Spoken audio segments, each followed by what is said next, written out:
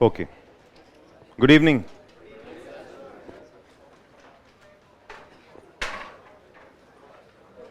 What was the last word?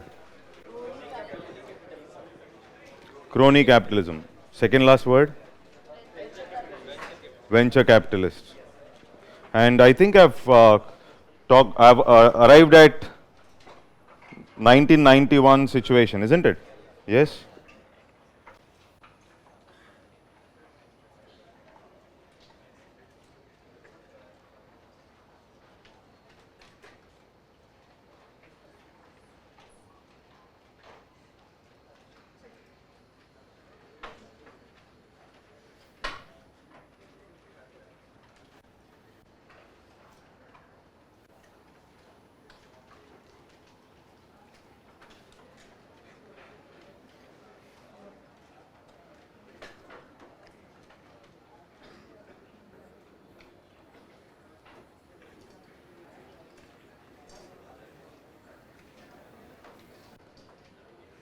Today we will draw some graphs.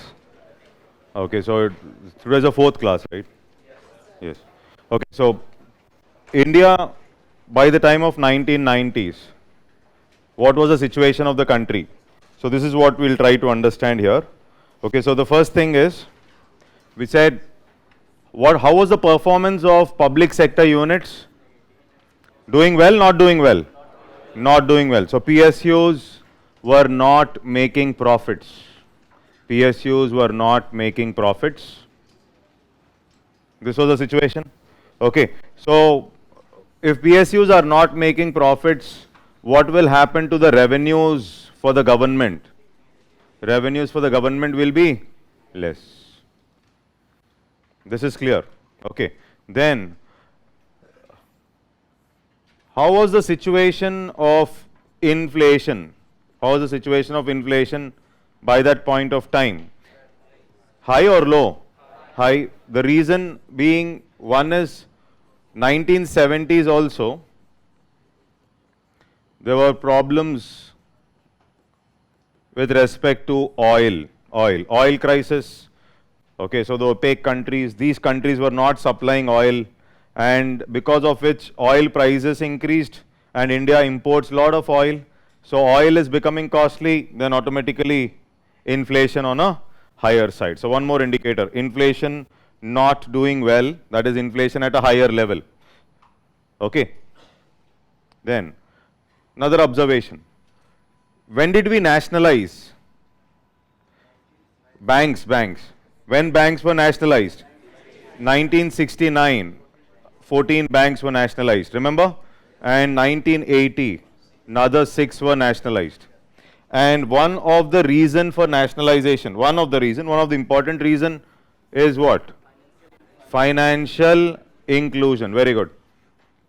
Okay, but most of these PSU led, that is public sector banks, most of these public sector banks, these are public sector banks. So you have nationalized means government's ownership, and most of these public sector banks were not doing well.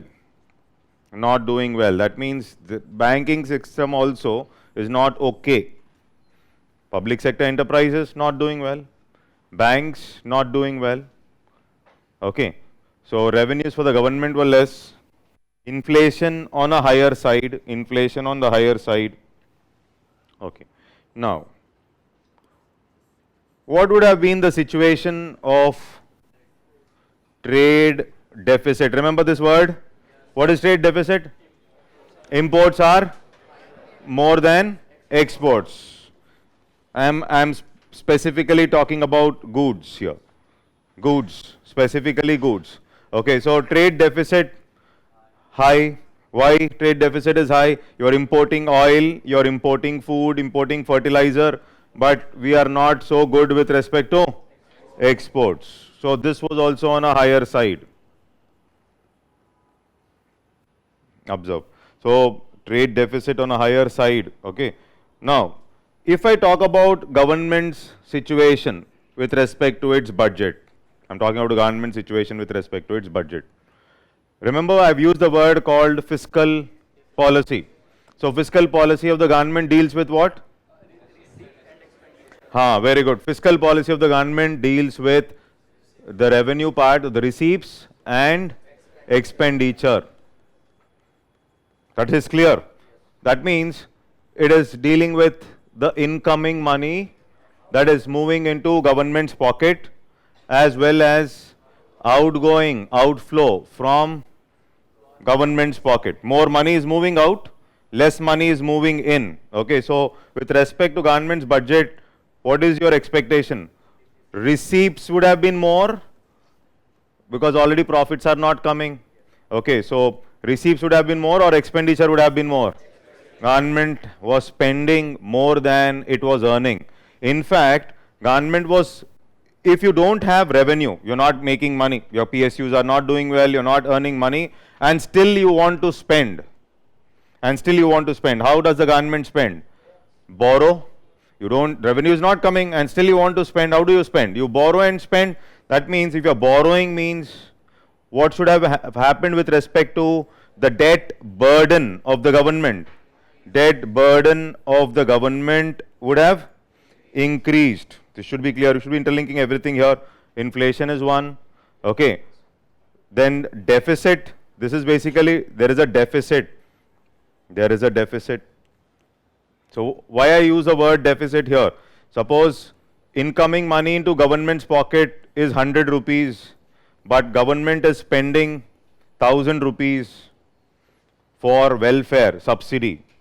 Okay, or government is spending on roads, whatever it is. Government is spending. So there is a deficit. What is the deficit here?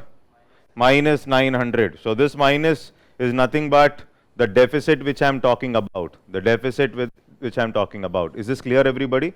I am not using words like fiscal deficit and all here. Okay, we are only saying there is a deficit with respect to the government's budget. What I mean by deficit with respect to government budget, government is ending up spending more but earning less. And at times government spends by borrowing, and that borrowing which government is doing, okay, so the borrowing which government is doing. Now there is a challenge here. So government borrows and spends. So whatever government borrows and spends is what we call it as fiscal deficit. So fiscal deficit is nothing but what? The borrowings. Whatever borrowing which the government is doing, all that is nothing but we call it as what? Fiscal deficit. So now one question here. During COVID pandemic, this deficit would have increased or reduced?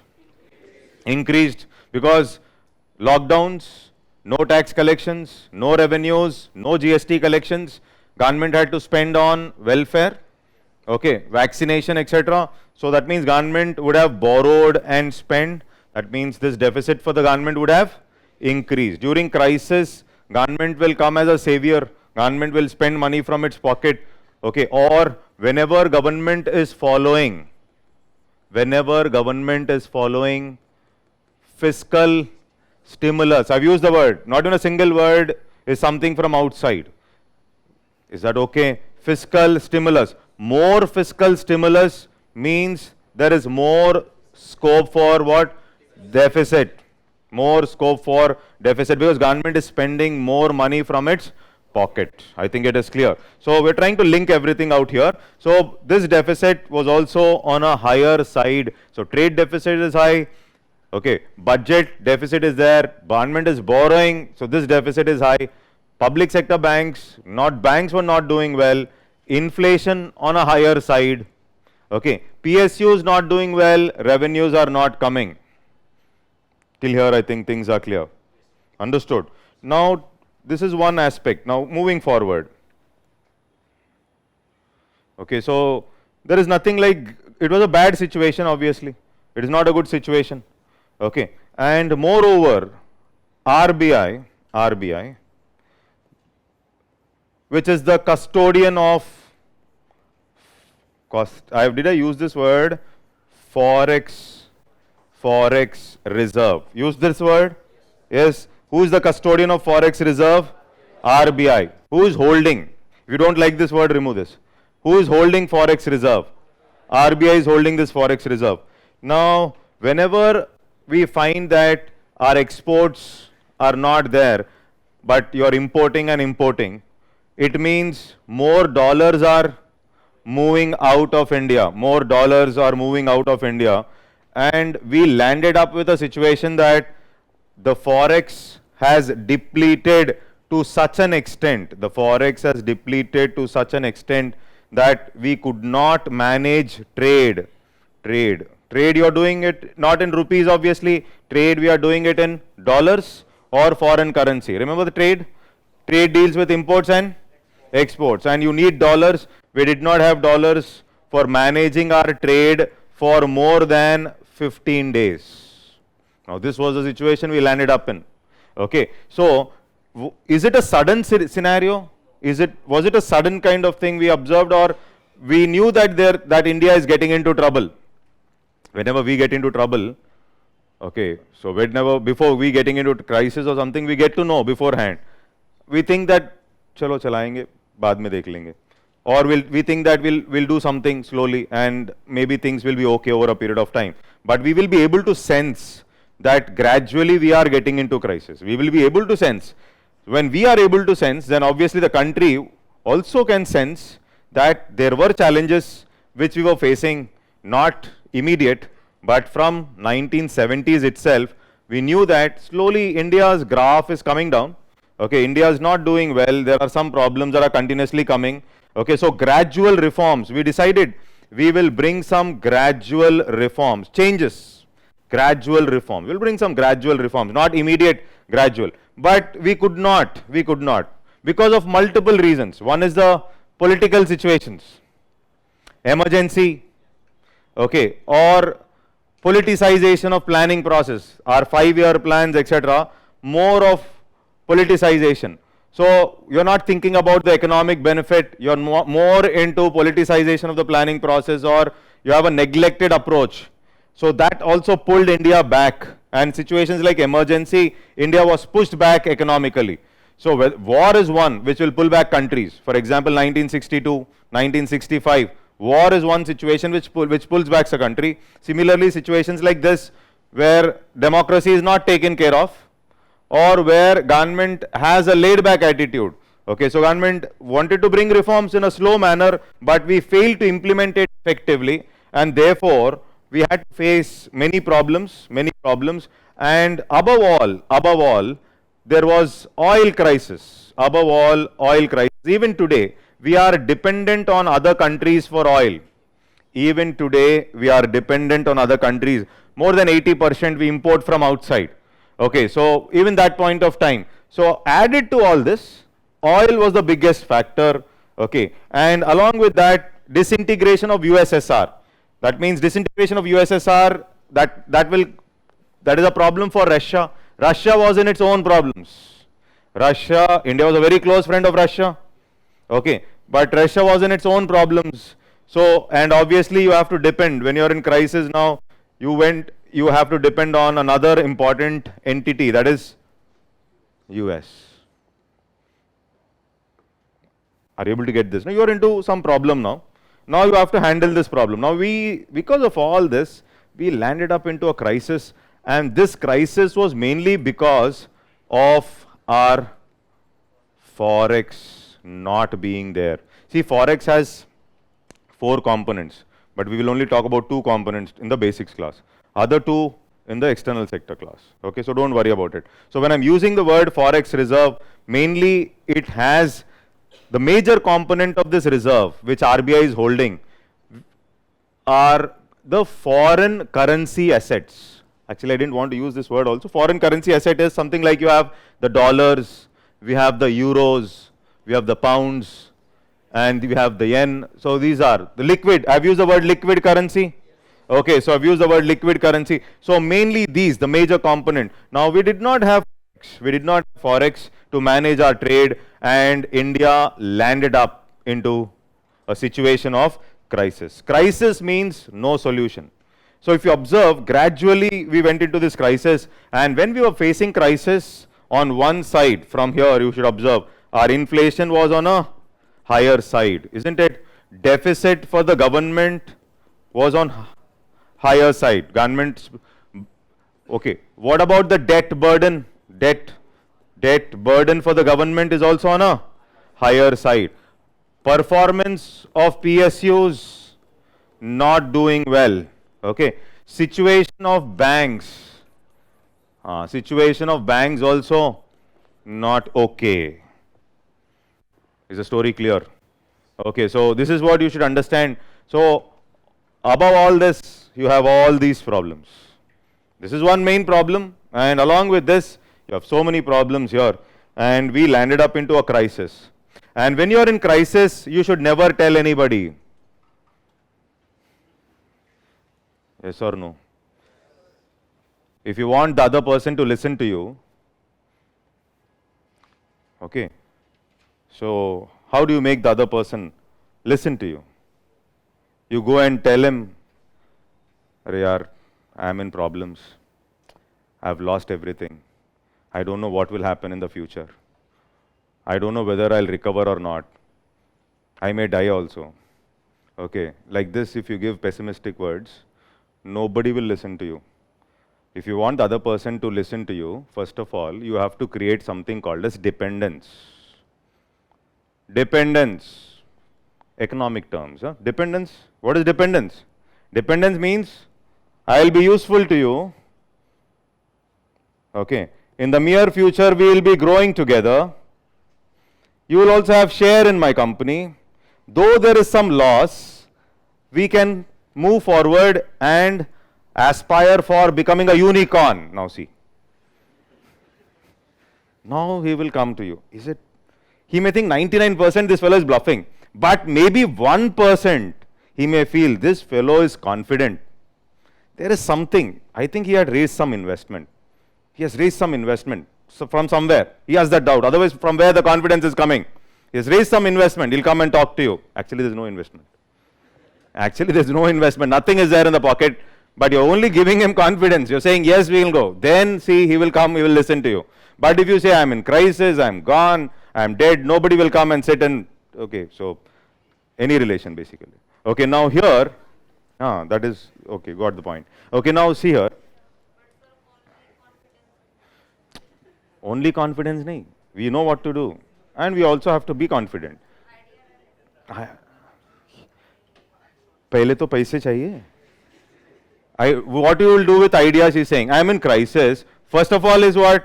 I am in crisis. What is, I need idea or I need money? Finish. I need idea or money. What will I do with idea? Tell me. I am in crisis and I don't have money to eat also. And you have an idea in mind, $500 billion idea. Okay, you can't do anything with that idea. Basically, they should trust you. They have to trust you. Somebody has to trust. India in crisis. Then who will trust India? Now India is in this situation. Now all the other countries got to know that India, you are in crisis. Like the Sri Lanka recently. Okay, will you invest in Pakistan? Will you invest in Northwest Frontier Province? Border between Pakistan and Afghanistan. There's a border, no? Fantastic place. Okay, you will go and do business there? No. You're not interested. Why? There's no stability. Political stability. Stability is one of the important factors. Why will they take risk and go? Because the returns are far less than the risk you are taking.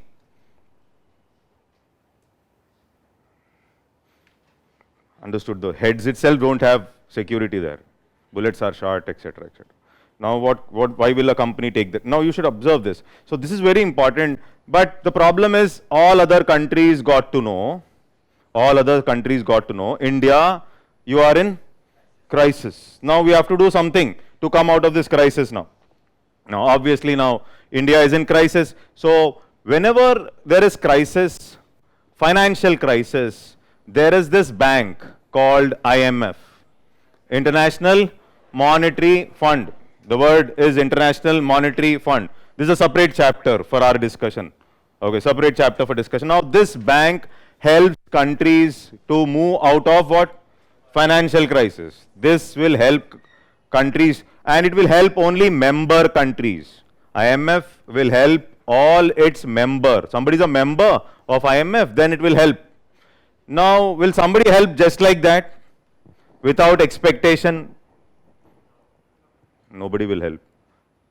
Don't be in a doubt. Don't be in a doubt. So, you have to change. Don't be in a doubt. They will not help. These banks, especially these are capitalists. Okay, so they will not help. They will give what loans? Conditional. They'll give you loan, but they will lay conditions. These are called as what? Conditional loans. Banks like IMF, banks like World Bank, they give conditional loans. They lay conditions. You do this, you open up your market. India, you are more of a closed economy. Why don't you remove your barriers? Remove your barriers. Allow more investment. Okay. IMF is giving loans without collateral security. Collateral security, you're not keeping anything as security and you're giving loans. So you're giving loans without collateral security, then what is the guarantee that you will pay back? The only guarantee is basically it will lay some conditions. It will lay some conditions so that preferably you will maintain a healthy economic environment in the country. Are you able to get this? Only then you can recover. So IMF or World Bank, they give loans called as what? Conditional loans. Conditional loans means you are laying some conditions. If I want to help you, if I want to bail you out, bail out? Okay, bail out. If I want to bail you, you have to follow certain conditions. We will prescribe certain pro forma. You go according to those conditions. Okay, whether it is World Bank, whether it is IMF, they generally give conditional loans. And that is the reason countries like India, Russia, etc. Now they were talking about these banks like BRICS Bank. Earlier, Brazil, Russia, India, China. Very good, very good. Okay, now this is a bank, BRICS Bank. Now here also, India was the only country which was saying, why don't we include US? Raising capital is easy. Then China said, shut up. Okay, China said, the purpose of coming up with this BRICS Bank itself is because these banks are dominated by the developed world. Okay, developed world. India was the only country that was saying, why can't we include US so that raising capital for the bank will become easy. China said, wait, if you don't have money, I will manage. Okay, China said, no, this is not. So I think you're getting this point. Why? Because all these are because of what? Conditional. Now this was the situation. Now you want, so your immediate need, India's immediate need, Forex. India's immediate need, dollars, euros, pounds. We want money. Okay, now for doing trade. Okay, now you have to get it from outside. You don't have it, so you have to get it from outside. So how do you get it? You have to put or pledge. You have to pledge something like gold. Pledge gold, bring some dollars from outside. But you can't, this is not free, no? Loan is something like you have to pay back. Loan is something which you have to pay back. There is a difference between a loan and a grant. There's a difference. Both are different. Okay. Zero interest loan. When I say zero interest loan is also a loan. So if I'm buying maybe a digital board based on a loan, a zero interest loan, but still it is a loan because I have to pay back the principal amount. I have to pay back the principal amount. Zero interest loan is also loan. Grant is something free. Grant is a kind of a gift. Grant is a kind of a donation. Modi ji has gone abroad. Somebody has gifted something. Okay, so in return, he is not giving anything except thank you. That is, if you are returning something in return, you are giving something in return, then it is not a gift. Are you able to get it? Gift is something like a one-sided transfer, no? One-sided. They have given it, you have taken it, one-sided. So this is basically a grant. So loans means one is you have to pay it back. Grants, you need not pay it back.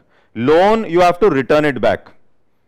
Is this clear? That is the basic difference between grant and a loan. So from now IMF, you went to IMF said, okay, fine, you come up with some reforms in the economy, bring some reforms in the economy, okay, which we will call it as something like the structural reforms. Don't worry about this word, it's a very huge thing, like it includes everything in the syllabus.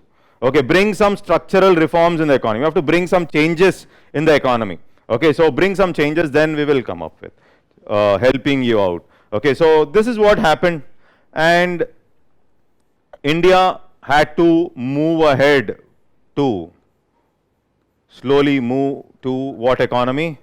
Market economy. Market economy. Okay. Or India slowly moves towards more of an open economy. What is the bookish definition of open economy? Where there is trade. Remember, I use this word open, trade, closed, no trade. We don't have completely open nor completely closed economies. Okay, all the countries are somewhere in between.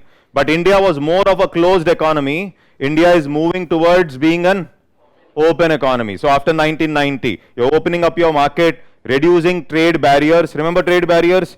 Okay, so allowing more foreign entities to move into India. All this is what? You are slowly moving towards market economy. Till here, is it clear? Okay. Now, we observe a great change, very important area, before I get into the technicalities of balance of payment and all. So, India before 1991, we see India before 1991 and today India after 1991, because of the reforms which we implemented, which we call it as the new economic reforms, or we use the word called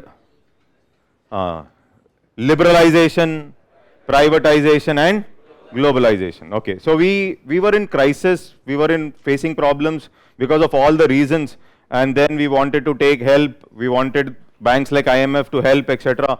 Now they said, you bring in some changes, and India had to implement something like economic reforms. Bring some changes, reforms. Now the question comes up, was India very much inclined to bring reforms, or was India obligated?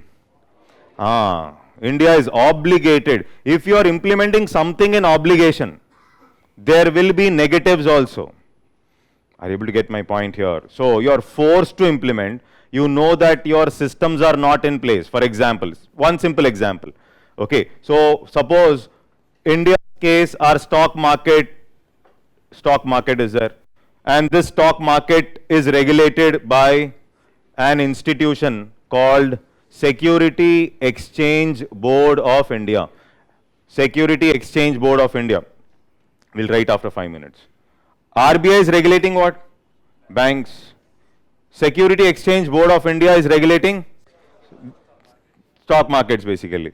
Now suddenly you decided allow foreign investors to invest, and investors started investing, and this regulatory body did not have experience all these years to handle so much of investment that is coming in. That means we know that our regulatory bodies do not have so much of capacity to take this stress. Okay. Why? Because we don't have the experience. And then you will have scams like Harshad Mehta. Big bull. Very intelligent. You have seen that movie? So if you observe, the logic is if the markets are not ready, okay, markets are not ready, or the regulatory institutions are not ready, you don't have the experience, but you are obligated to implement, there will be some positives, but along with positives, there will be some negatives as well. There will be some negatives because our institutions are still not ready to implement reforms. Institutions are still not ready, but you are in a hurry to implement because you are obligated to implement. There's a difference. I'm not saying it is bad. I'm saying you are obligated to implement. You have not done it by setting all these things.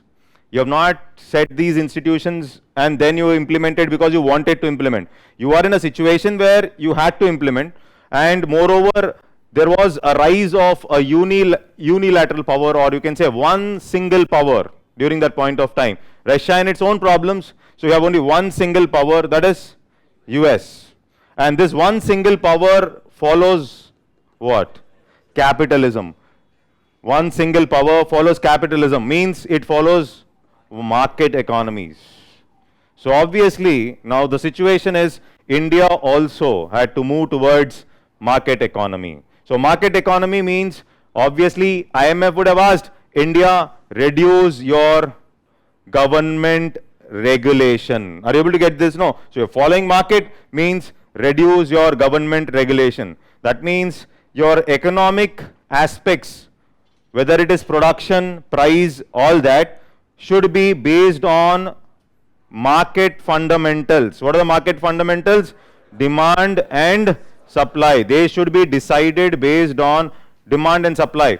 You don't decide how much you will produce, how much Bajaj should produce, how many Bajaj Chetaks Bajaj will produce. Let the market decide. Let the market decide means let the demand decide. Okay, you don't tell. You don't decide at what price you have to sell a particular motorcycle or a car. That means government, you don't interfere. You don't regulate. Okay, that means you slowly remove something called as license. Did I use this word? Slowly move away from license Raj era. You have to move away from license Raj era. Regulation, more socialism, controlled by government, license for every industry. You had to come up with a license. Without license, you can't do business. Okay, so this point of time, obviously one observation is government regulation should reduce, or economic aspects like whether it is price, production, you have to determine it based on the factors of what? Demand and supply, or based on market mechanism. Are you able to get this? Able to follow everybody? Any confusion here? No. So follow market mechanism, reduce license Raj, allow easy flow of investment,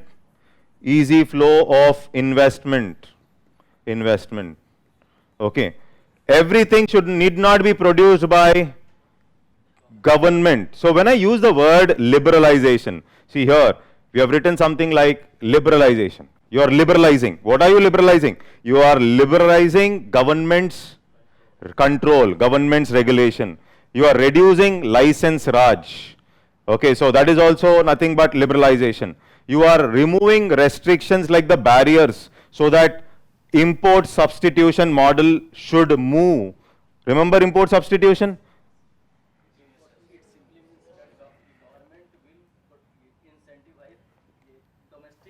Yeah. Import substitution, we talked about it, no? After 1960s, we were more prone to what? We've decided to come up with import substitution. So we have to move from import substitution to interdependence. Okay, so when I use the word, simple way to understand, you are liberalizing, you are reducing the restrictions. That is what is liberalization. Then government is completely into production activity, etc. Everything was handled by government. Now slowly give it to the private players. Okay, that is what is called as what? Privatization. Okay, when I talk about market today, when I use the word market, do you think market has something like national boundaries?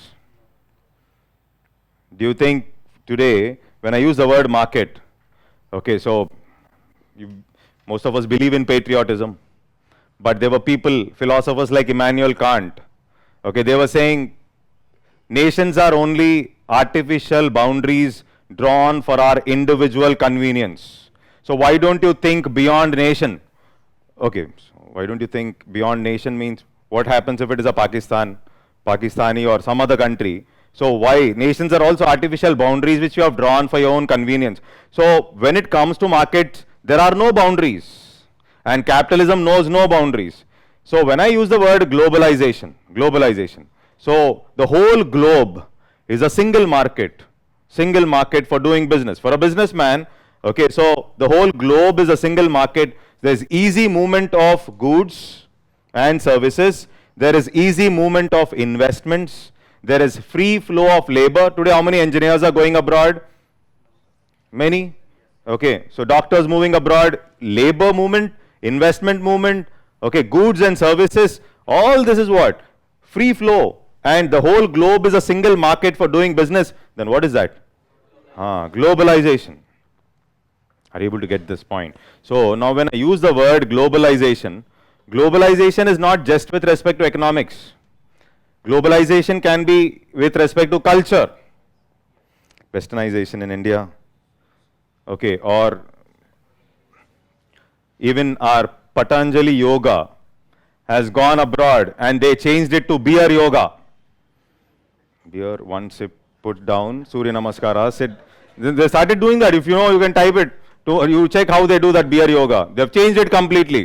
You can do yoga with, now what is this? This is something like, don't think globalization means everything comes from the developed world to the developing. There are many things which move from the developing to the developed. It is not one-sided, no, it's movement. Okay, so I think it is clear. The word liberalization, removal of restriction, privatization, allowing more private players in the business process. Okay, globalization, in simple words, the whole globe is a single market for doing business. It involves free movement of goods and services, investments, as well as labor, capital, all this, free movement. So now this is what we were calling it as like LPG. So easy flow of investments, labor, all that. Okay. Now the question comes up, what becomes more efficient what becomes more important to be successful in such globalized markets? What becomes more important?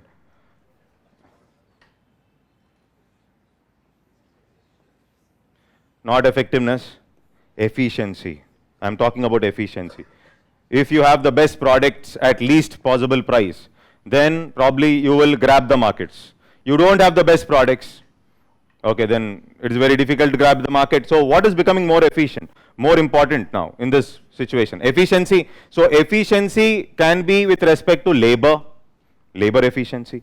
Efficiency can be with respect to productivity, manufacturing. Productivity is manufacture the best goods at least possible prices. That is also efficiency. Are you able to get this? Okay. Efficiency can be with respect to after sales service and delivery of products. After sales service, that means what? Your supply chain, I'm using a word here, supply chain. So supply chain. So when I can say supply chain management as a word started becoming popular in India. Supply chain after 2000s. Supply chain management means unless and until we have proper, I'll not use the word. Supply chain, engineers are there in the class? Mechanical? What is supply chain management?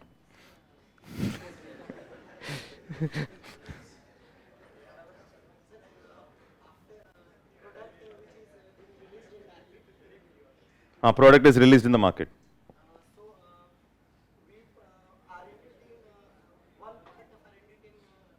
R&D, okay. Simple, no, simple. Now don't give me that, what is a machine means, that definition of Amir Khan now. You tell me, what does supply chain involve? Simple words. Okay. Something from the raw material to the production to the final delivery of the product to the end consumer. Raw materials are there, you're producing the product, and then you're taking the product to the end consumer. That means it can involve something like packaging, it can involve logistics, transportation, storage, okay, you're talking about distribution, moving, and it is going to the end consumer. All this is what? Supply chain, part of the supply chain. If this is not okay, product will become costly. Packaging is costly. Okay, and in India, most of our transportation is through road, truck nation. So road, everything moves on road. Okay, so basically cost is high. And in India, every check post you cross from one state to another, you find that the lorries are standing in queue and they are signing nuclear deals with the officers. And every check post 4.5 hours, and subsequently slowly it moves and moves. Now what is this? Delay?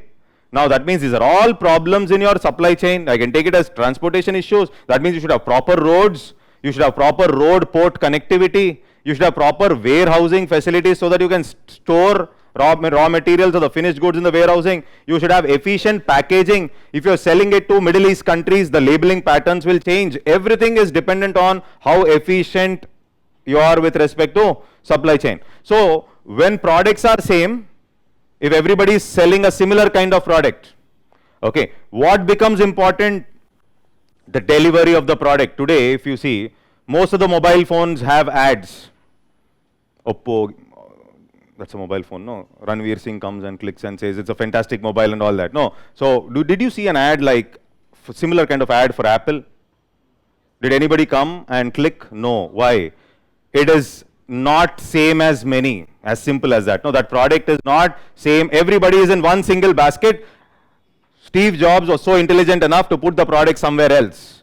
Therefore, I will save money on marketing. As simple as that. I'll save money. Your product is completely different from many. Royal Enfield motorcycles. Is there an ad? No, it's a cult.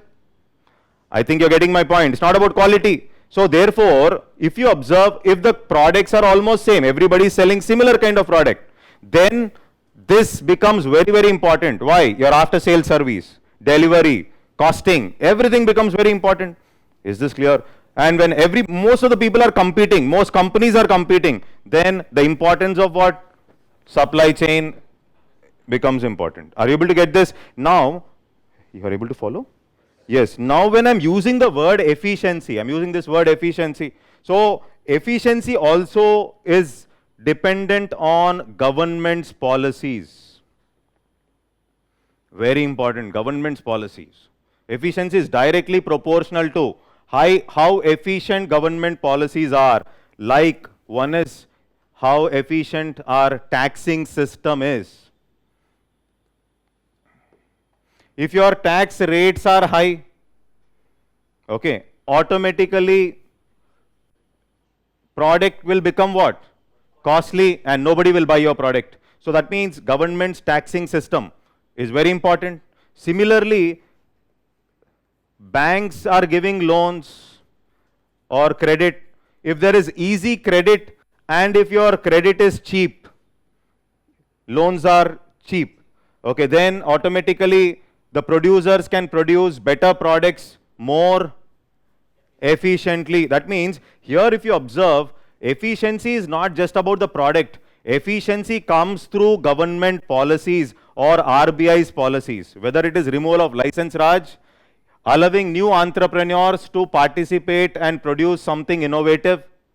Because earlier it was restricted and license Raj means efficient entrepreneurs did not have the chance to participate. The same old entrepreneurs are producing something what they feel like, and everything is government regulated. Now these policies have to target something called as obviously efficiency after LPG. Otherwise, why? Because you cannot compete. Why you cannot compete? Now, earlier you were following import substitution. Now you decided slowly remove these barriers, allow the products, foreign products to move into India. You also decided to sell your products outside. Now, why will somebody buy your product when there are efficient products coming into the country? That means you also need to become efficient for survival. So, that is the reason efficiency becomes a bedrock principle under LPG. Is this clear till here? Everybody has understood. Okay, so if you have understood, then first let's cover the words, and then otherwise too many words will become difficult for us. Most of them are repetition only because we have put everything together here.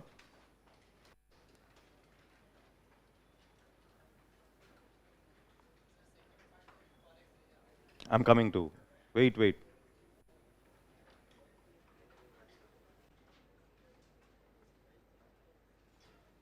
What's the first book I asked you all to read?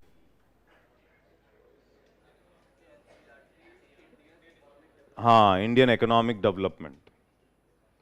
Okay.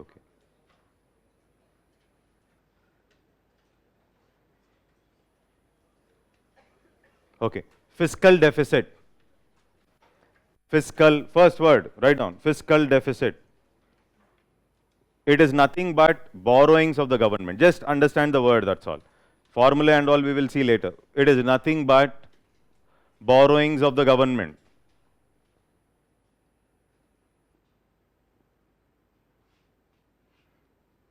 Nothing but borrowings of the government. Next. Forex reserve.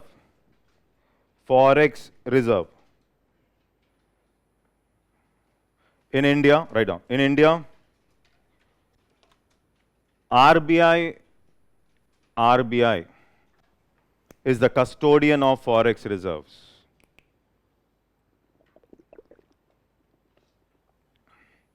Okay.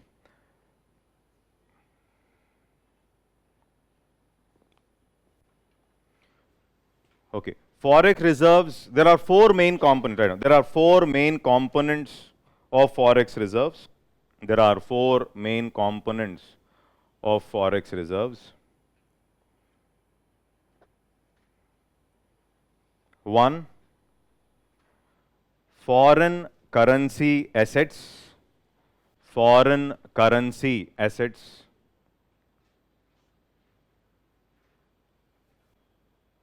So major chunk is this only. What are these foreign currency assets? Dollar, euro, pound, all that. Okay, foreign currency assets. Two, gold. Gold, second highest is this only, gold. Gold. In bracket write hard currency. Hard currency. Three, SDRs. SDR. SDR.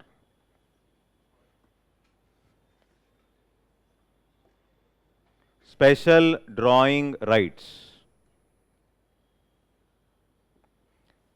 Special drawing rights. Is that okay? Drawing. Drawing. And next, RTP. Reserve tranche position. Reserve tranche position. So these two we are not discussing now. Okay. So reserve tranche position. SDR, special drawing rights, and RTP. This we will not discuss in the basics class. So other two, FCA and gold. Major chunk is what? FCA. FCA. Okay. Now the question comes up here. Gold. Gold. Gold is seen as something like a liquid currency. Liquid, because whenever you want, you can use this gold. Gold is a kind of an liquid asset. Okay. And gold is also seen as hard. They use a word called as hard currency or liquid currency, because you can put gold and get some dollars. Are you able to get this? Okay, so liquid currency or hard currency. Now I'll ask you a few questions here. First question, why there is so much of demand for gold in India? Why there is so much of demand for gold in India? What? Don't say women, it's tradition. Okay. Tradition. Okay. Understood. So it's also God. Gods also, richest gods measured in terms of gold. Okay, so tradition. Okay. Two, what else? Huh? Okay, forex, liquid asset. It's a liquid asset. Anything else? Investment. Trustful asset. You're changing the English word, that's all. Security. Okay.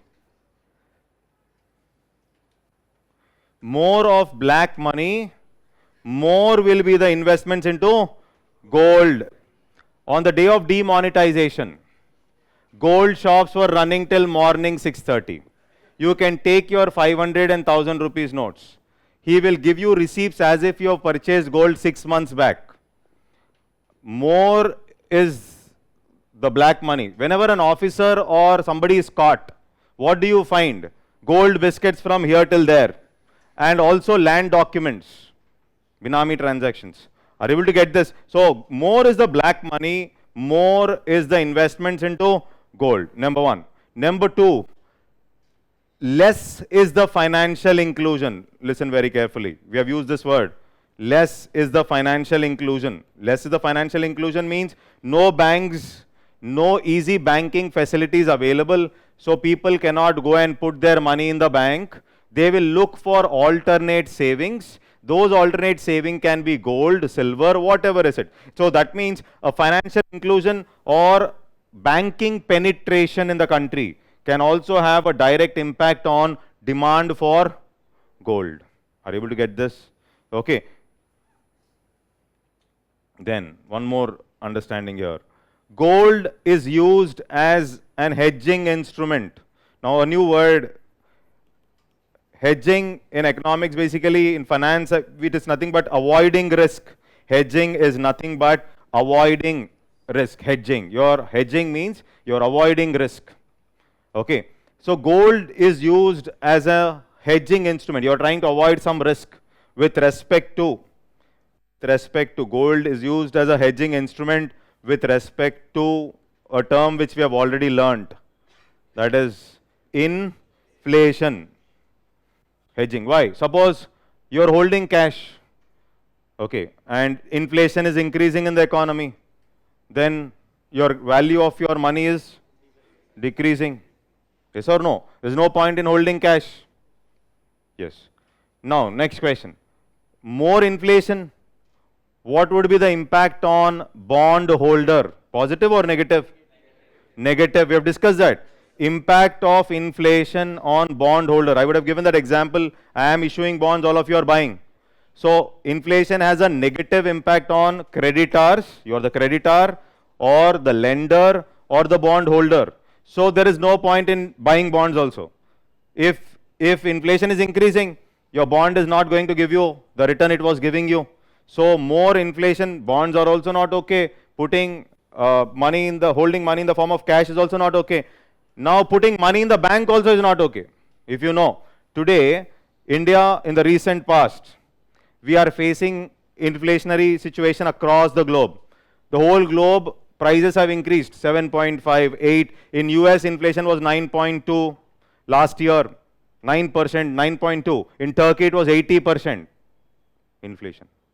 Okay, so that means there's so much of inflation. Okay, when there is so much of inflation, suppose your inflation is 8% and you are getting, if you put money in your bank, what is the interest you are getting? 3%. Okay, in reality you are getting nothing. Inflation is increasing at 7.5, you are getting interest at 3.5. Means in fact you are not earning anything. That means somebody with lack of financial knowledge only will keep their money in the savings account. As simple as that. Your FD, fixed deposit, how much is the FD giving in? 5, no, 8. Which bank? I'll also put.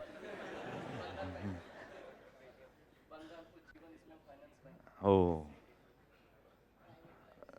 8%, 8.5 they are giving? 7, Paytm.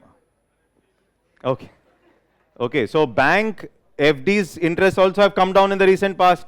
Okay, so hardly 6.5, 7, earlier 12, 13% also was there, 11%. Now the situation is, that means if the inflation is increasing, putting money in the bank, not so okay. Putting money into bonds, not so okay. Holding cash in hand, that's also not okay. But gold is evergreen. Are you able to get this? Tomorrow I can use it as a security, take loans from Muthoor Finance, whatever I want I will do. So gold is a liquid asset, so it is used as a hedging instrument against inflation. I hope it is clear. Okay, so next word, hedging, avoiding risk. Hedging, avoiding risk.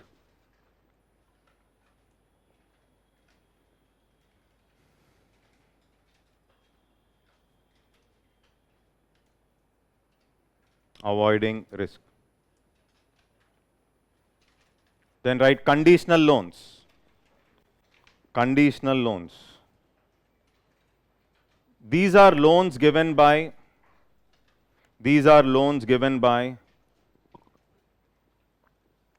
international banks like IMF and World Bank. International banks like IMF and World Bank.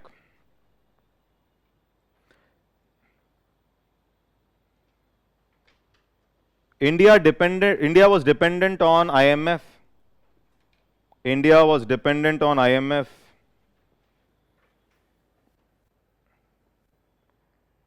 Especially after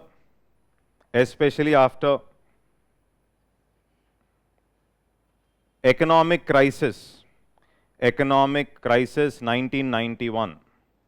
Now one more observation here, very important. It's not that India borrowed money from IMF for the first time only after 1991. Earlier also we borrowed. That you keep in mind. Okay, so is this clear? Yes. Next, write down grant. Grant. Grants are unilateral transfers. Unilateral transfers. Grants are unilateral means single, one-sided. Grants are unilateral transfers which need not be paid back. Which need not be paid back.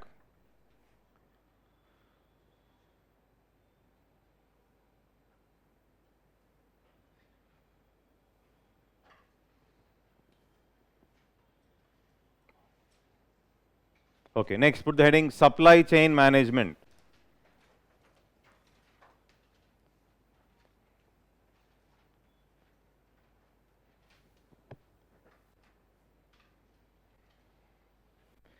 It covers all the aspects. It covers all the aspects from production of the product,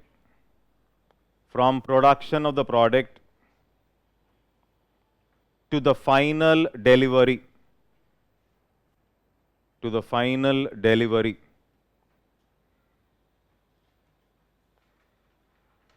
It includes logistics, packaging, transportation,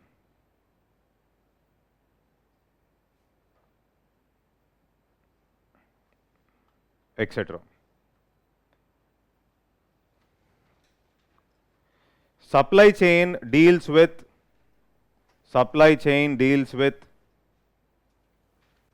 both backward and forward integration. Both backward and forward integration. Backward and forward integration. Now listen for 2 minutes. Supply chain deals with what? Both backward and forward. Suppose there is FCI. FCI is what? Food? So backward integration is something like farmer. So backward integration, farmer is a kind of a supplier here. Farmer is supplying what? Rice. Farmer is supplying wheat. Okay, so backward integration, this is backward integration. Are you able to get this? Okay, or that means backward integration can change with reference to the point. For example, if I say farmer here, for the farmer, backward integration, for the farmer, let's say seed suppliers. Seed suppliers are backward integration for the farmer, isn't it? Okay, and for the farmer, FCI can be forward integration. FCI can be forward integration. Based on the point of reference, backward integration will change, forward integration will change. Okay, so is this clear? Okay, now see, for example, now suppose there is Amul cooperatives. Okay, so Amul manufacturing unit. Now Amul may get milk from its own cooperatives. Okay. Now Amul also has its own retail shops. They're selling ice creams. Let's say this is a ice cream manufacturer. Amul ice cream manufacturer. Amul ice cream manufacturer is getting milk from own Amul cooperatives. They are selling milk. Amul is manufacturing ice creams. Amul has its own ice cream shops, retail shop. So from here, who is buying the products? Consumer. Are you able to get this? That means for this entity, backward integration, cooperatives. Okay. Forward integration, retail. Are you able to get this? Okay. So for Lay's, potato farmers, Lay's chips. Okay, potato farmers and all, backward integration. And all the retail shops are the forward integration. Okay, so both are important, backward integration and forward integration. So just write down backward integration Backward integration. Backward integration is nothing but moving towards the supplier. Is nothing but moving towards the supplier.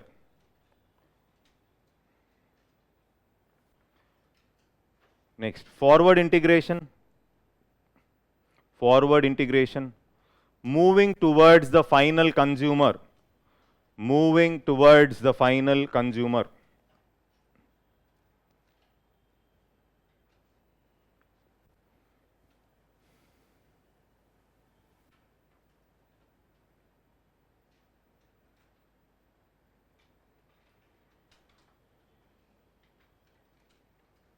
Then write one word, LPG, liberalization, privatization and globalization.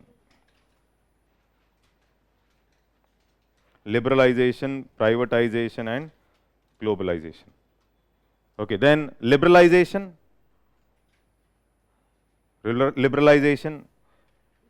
reducing government's restrictions. Reducing government's restrictions.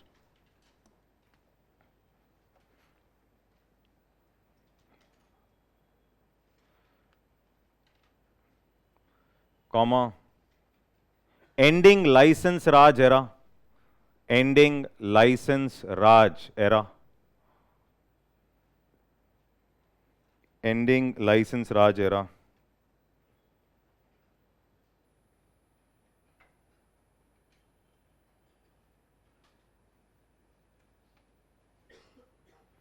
Okay, so that should be clear. Ending license Raj era. Okay, so detailed definitions and all we can see later. Privatization.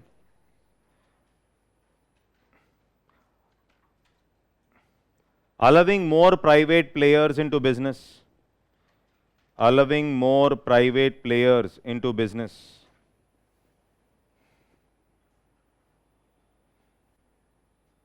Allowing more private players into business. Okay, suppose there is a company, okay, and there is 100% ownership of government. Okay, if this company has to be privatized, means you have to sell how much? At least 51%, 100% stake, 100% ownership. A simple understanding, if this 51% stake belongs to government, then it is a government entity, as simple as that. If this 51% stake belongs to private, it is a private entity. As long as LIC, as long as minimum 51% is under the control of government, it is a government entity. There are some fears that tomorrow LIC may be privatized. Today that is a fear basically. Most of the entities are going to be privatized. For example, Air India, okay, more than private, you have given it to Tatas, isn't it? Okay, so this is one understanding here. So everything was controlled by government, now you are allowing more private players into business. Okay, next, globalization. In simple words, globalization. The whole globe is a single market. The whole globe is a single market for doing business. For doing business. Globalization involves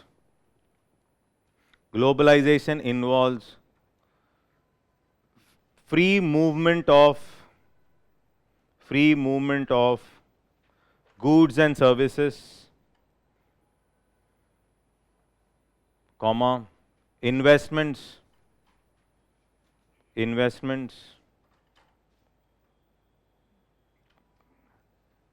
and labor. Investments and labor. Okay, is this clear?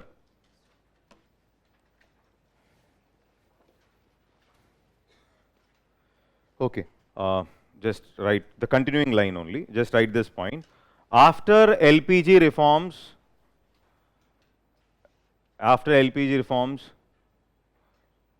India had to move from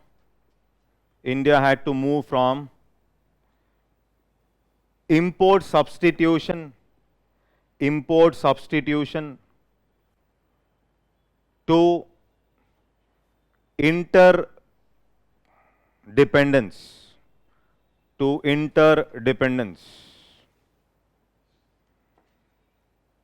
Is this clear? Import substitution to interdependence, not import dependence.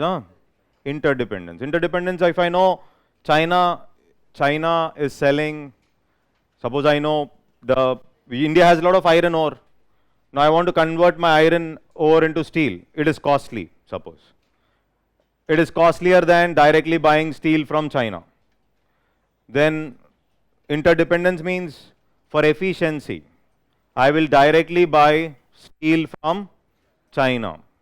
I'll directly buy steel from China. So there's no question here, efficiency comes first. It's not that I'll not buy anything. Even in Atmanirbharata, even today in Atmanirbharata, so if you talk about self-reliant India, so it is not about simply immediately stopping imports from China. It's not about immediately stopping imports. Your products will become costly. If the cost of production increases, your products will become costly, then tomorrow you will lose out in the market. Okay. So there is a thin line between patriotism.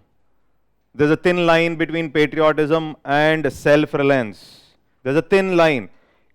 Of course, India can become self-reliant provided all its systems are going to become strong from inside. Then over a period your dependence will fall. But it's not that immediately I'll take a call, oh, China is my enemy nation, so I'll not buy any material from China. So automatically it will increase my manufacturing cost and I will be less efficient. Less efficient means companies may not be getting profits. There may be job losses because production is not happening as expected, and this can put country into different trouble. Are you able to get this? So that is the reason there is a slight thin line. Over a period, Atmanirbharata will reduce imports. Over a period, Atmanirbhar Bharat will reduce what? Imports. Over a period, not immediate logic. Is this clear? Understood. Okay, now, done, words are done. Now see here, if we have to try to segregate India, we can see India before independence. Now this area is the most important area for writing most of the introductions in our economics. Most of the mains questions, our introductions will flow from this area. And always remember, one aspect is we all collect data, and everybody collects data with respect to the current affairs. You generally collect all the data you're reading, you collect data for the current affairs. It's also very important that I will talk about it, you collect data from 93, 94 to 2004-5. It will be very useful. Of course, I will give you some data. Some data has to be collected with respect to 93, 94 to 2000. That means what has happened after LPG. What has happened after LPG, if I want to really know, I can only say in economics you can't use just English. It should be supplemented with some facts. It should be supplemented with some facts. I can't say India is a growing economy. What is this grow? Complan? No. This grow means what is the number? Unemployment rate has reduced. How much? I think you're getting my point. We say jobless growth. Jobless growth means GDP is there. GDP is increasing, but jobs are not getting created. Are you able to get this? So these numbers basically, okay. And today, if I say, for example, before 1991, which sector was contributing maximum to our GDP? Agriculture. Okay. Agriculture. So one is that number.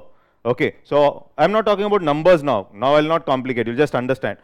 Now after 1991, today, which sector is contributing? It is the tertiary sector. Okay, tertiary sector or the services sector is contributing to around 54% of the total output. 100 rupees is our output, 54 rupees is coming from services. This is also called as over-tertiarization. Now I'm using a word. Over-tertiarization. Over-tertiarization means what? Without focusing on manufacturing, you have directly jumped to the services sector, the tertiary sector. So every economy has to move from primary to secondary and then stabilize in the secondary sector and then slowly move to the tertiary sector. But in India's case, there was an abrupt jump from primary to tertiary, neglecting the secondary. So there can be questions, what are the reasons for this abrupt shift? What is the impact on the economy? Like this. Or this is also one of the reason for jobless growth. Jobless growth means what? Maximum of our GDP is coming from which sector? Tertiary. But even today, 42.4% of the population are still dependent on this sector for employment. Are you able to get this? That means maximum chunk of population is dependent on that sector, which is contributing to hardly 18 to 18.8% of the total output. Means maximum chunk of population's income will be less because your output is less and major chunk of population is dependent on this sector, means incomes of people in agriculture will be low.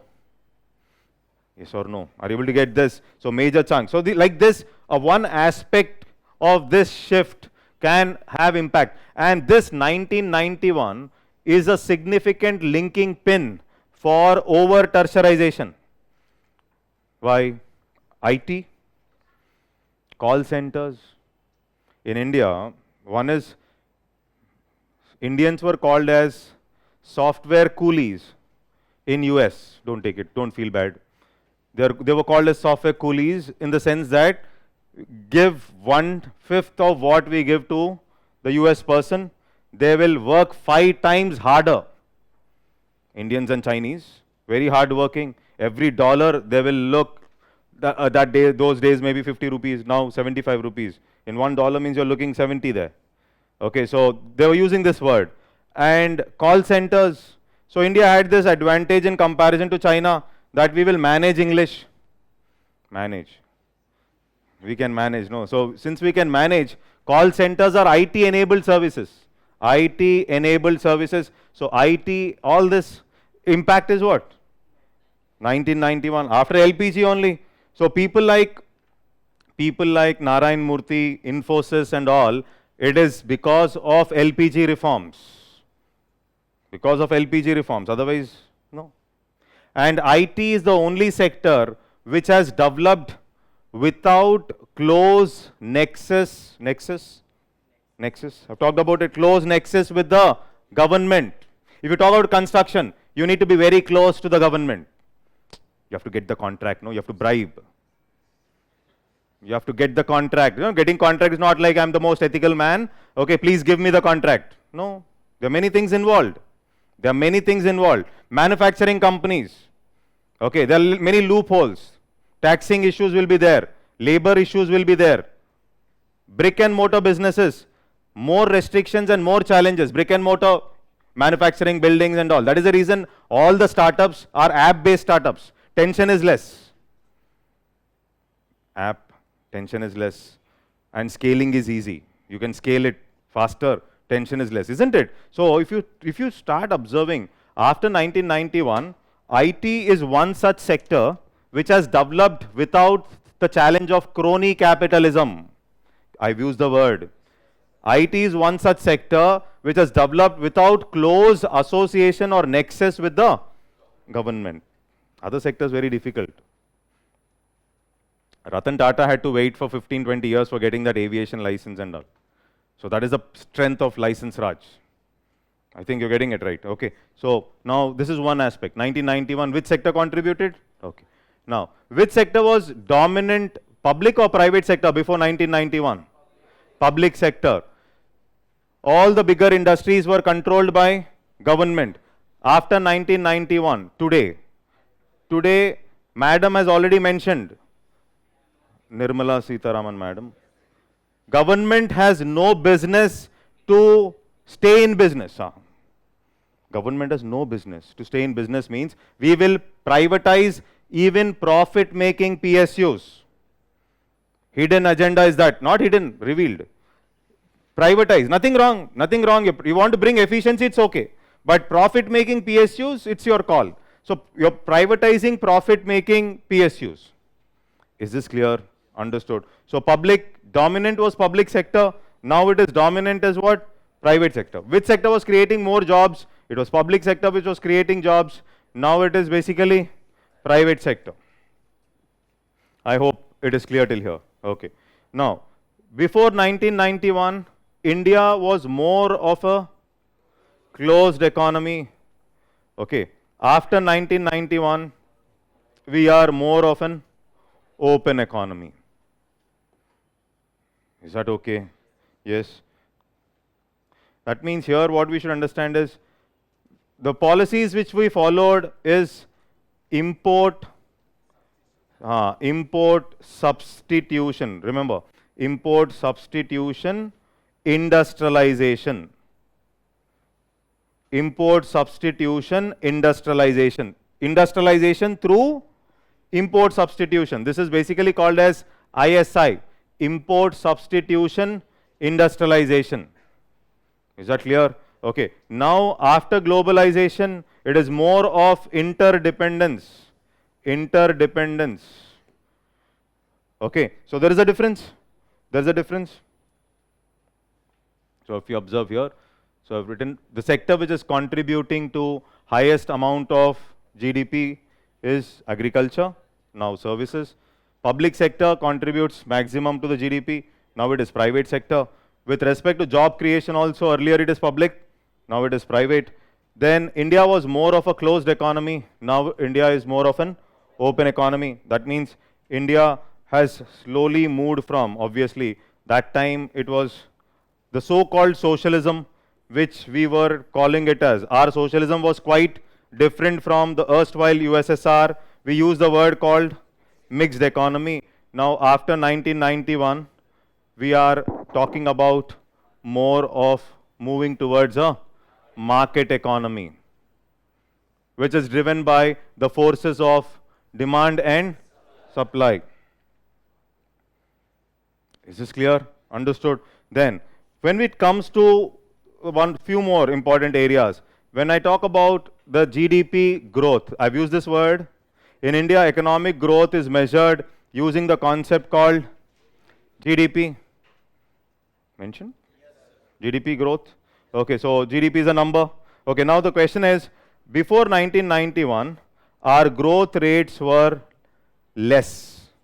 GDP growth rate was less, and it was, on an average, it was less than 3.5%. Less than 3.5% growth is seen as low levels of economic growth on an average, and such a kind of low level of growth is also called as Hindu rate of growth, just like that. Okay, so Hindu, the word, it is in a negative sense. Negative sense is low growth rate. Hindu rate of growth is seen as what? Low growth rate less than 3.5. Today we have crossed Hindu rate of growth, isn't it? We are growing at 7, 8, 9%. So that is, you have crossed Hindu rate of growth. So this is something, is the observation. After 1991, our growth by 96 itself, after LPG, we have touched 5.5, 6%, 6.5. Slowly we started growing, and India started growing at 8.59 also. Okay, so this is basically a positive aspect with respect to growth. Hindu rate of growth, low levels of growth, high levels of growth. I hope it is clear. Okay. Before 1991, of course, few things we did not change much. That is, the challenges of unemployment. Remember, I've used the word labor force, unemployment rate. Yes. So challenges of unemployment were high before 91, and the challenges of unemployment are high even today. Here we are still, there is a trouble. Okay. Are you able to get this? Okay. Unemployment challenges are still there. Then issues of inclusive growth, Actually, issues of inclusive growth were less. We can take it as, I've defined what is inclusive growth, isn't it? Okay. So I'll put it this way. Earlier, it was mainly the challenge of growth. Earlier, the challenges were mainly with respect to growth. Growth means what I'm talking about? Economic growth or GDP growth. Today, the challenge is more with respect to inclusive growth. Why? Why today there is more challenge with respect to inclusive growth? Because inequalities have increased after LPG. Inequalities have increased after LPG. Rich started becoming richer, poor started becoming poorer. That means inequalities increased. So the role of inclusiveness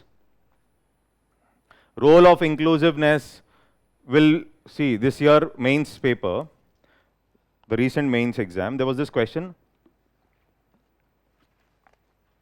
Why market economies should become inclusive? Do you think market economies can become inclusive? Okay. And what is the role of financial inclusion? Role of financial inclusion in economic growth of the country. So how many words are there? 1, market economy. 2, inclusive growth. Inclusive.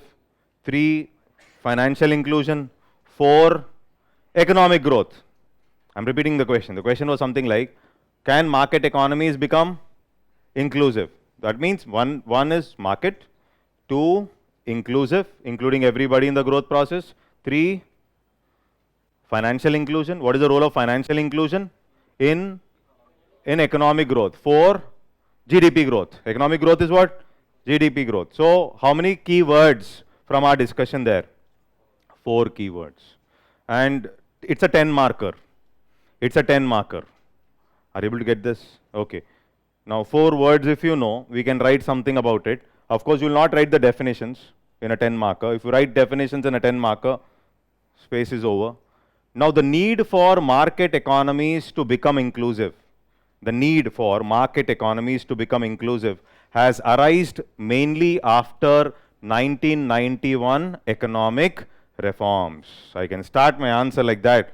Why the need for market economies to become inclusive has started after 1991 economic reforms is because there was more of inequalities that have increased after the 1991 crisis. So the need for market economies to become inclusive in India especially has arisen after 1991 economic reforms due to increase in inequalities in India. That will be my introduction. I'll not waste time. I have to write it from history. So if I have to write an introduction from history. So we are not writing an introduction saying that what is a market economy, what is inclusive growth, or what is something like financial inclusion, because he did not ask what is market economy specifically. He said, do you think market economies need to become inclusive? And it's a 10 marker. I'll not have the leverage to define every term. Are you able to get this? Okay, for such questions, you need to know the linking pins. You need to know in the history, from where can I pick up my introduction? From where can I pick up my introduction? Okay. And second is, if inclusive growth is the wider circle, it includes many things. In this inclusive growth, to achieve inclusive growth, you require even financial inclusion. There's a link. Financial inclusion is also an integral part of inclusive growth. But he did not ask financial inclusion and inclusive growth. He has asked the role of financial inclusion with respect to economic growth. Are you able to get this point? So why financial inclusion is required for inclusive growth? Suppose everybody has a bank account, Modi ji can give subsidies directly into their bank accounts so that leakages will be less. Leakages will be less. Directly the money comes into your account. So that will ensure some inclusiveness. Your government schemes are becoming more efficient because of financial inclusion. Are you able to get this? No. So there is a direct link between, and the poor farmer need not go to money lender for loan if the banking system is available. Okay, he can directly access the institutional credit like the banking system, isn't it? So that means the poor farmer is taken care of with respect to his credit requirements or loan requirements. That is also inclusiveness. Are you able to get my point here? So financial inclusion is an instrumental part of both inclusive growth as well as economic growth. So that is the reason the basic class is very important. That is the reason basic class is very important. You know the words first. I can write something. Then our maturity anyhow will increase with the regular subjects. Though the maturity increases and you may, still the answer should not be complicated. As and when we learn more, what will happen is we try to make things more complicated. Learning should not be making things complex. Learning should make things more simple, because economists will not come and correct your sheets. If he's an economist, why will he correct the sheets? As simple as that, no. So economists will not come and correct your sheets, and at times we display extreme knowledge, you may end up getting less marks. Extreme. Financial inclusion according to that document is defined like. That is what is extreme. Okay, so now we need some, you're hurting his ego. Okay, so we define it in a simple manner, suffice it with, make it as simple as possible. Okay, I think you're getting my point, right? Okay, so that was one question. So there, for that question also, the link is this. Similarly, there was a previous question. Listen very carefully. Over-tertiarization of Indian economy. Over-tertiarization of Indian economy has led to jobless growth. Okay, discuss. This was a question. Over-tertiarization of Indian economy has led to jobless growth means what? Too much of services sector has created growth. Growth means what? GDP was increasing, but that growth was jobless. Means jobs were not getting created. Unemployment was high, but GDP, no Hindu rate of growth. No Hindu rate of growth, but unemployment is high. Are you able to get this? So, over-tertiarization of Indian economy started after implementation of LPG reforms. After implementation of LPG reforms, because of availability of easy capital for the services sector. The foreign investors were more interested in putting their money into the services sector, but not the manufacturing. Are you able to get this? No, foreign investors decided I'll put money. Okay, or private investors in India also, they decided to spend money not into the manufacturing but into services. What would have been the main reason? One is lack of infrastructure. When you don't have proper infrastructure, there is no point in spending too much money into the manufacturing sector. Road is not there, you produce the product. You can't transport it. As simple as that. Are you able to get this? Okay, your taxing system issues are there, still not handled well, like that. So that is the reason most of the investment was going into tertiary sector. So the development of tertiary sector or over tertiarization happened after 1991. Even for that question, my introduction will come from LPG. Is it becoming heavy? Yes? No? Okay, so if it is becoming heavy, leave that. Only the words you will check. Hindu rate of growth, low levels of economic growth.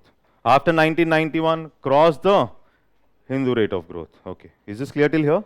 Okay, so before we write some words, here writing will be less, more, very few words are coming in, new words. Now another one is poverty. Poverty, before 1990s, poverty was on a higher side. Okay, we were able to reduce poverty to some extent, but China is better than India.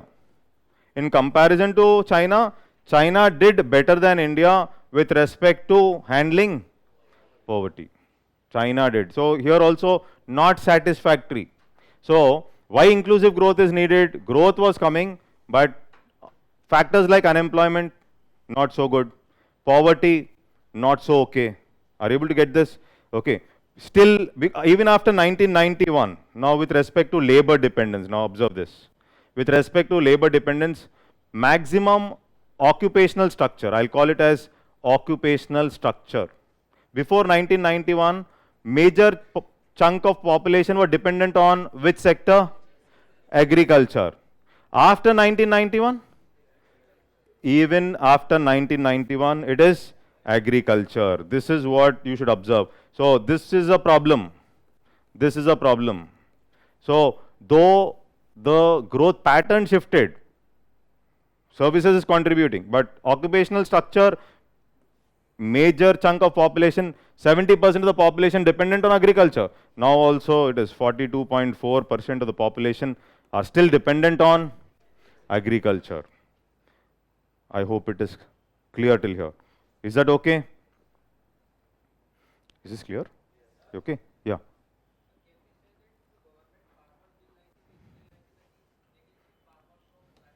No, no, no, no. Bringing farm bills are very big concept, but not important because it is removed. Okay, so there are many issues which we have to talk in agriculture. Many about minimum support price, who is benefiting, okay, farmers, are they really benefiting? Is it all the farmers who are benefiting? What percentage of farmers are benefiting because of MSP? Like this, many issues are there. And there are issues of farm bills also. So today you are saying government is regulating, tomorrow corporate may regulate. So like that. So that is, don't bring that here. No, no. Yeah, that is, see, that one aspect is, yes, I want to, how can you shift labor? If I ask you this question, a simple question. How can I shift labor?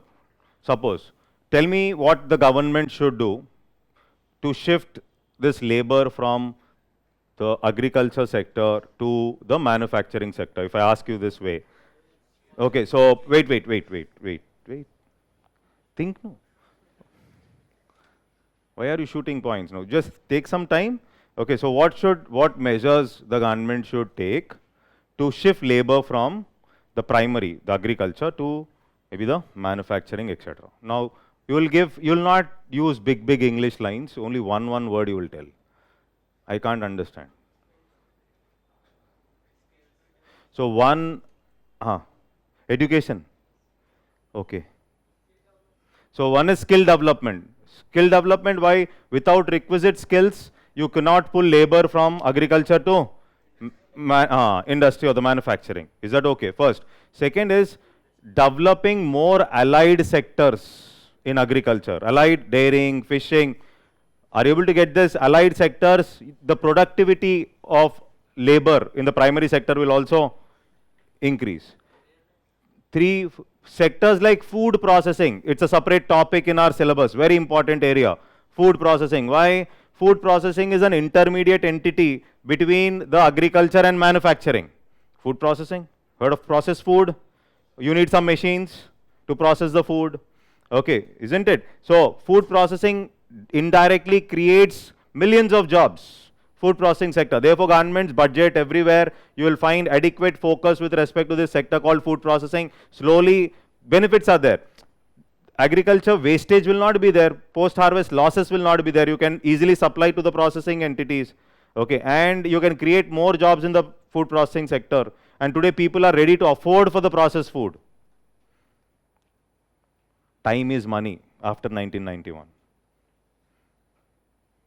Time is money.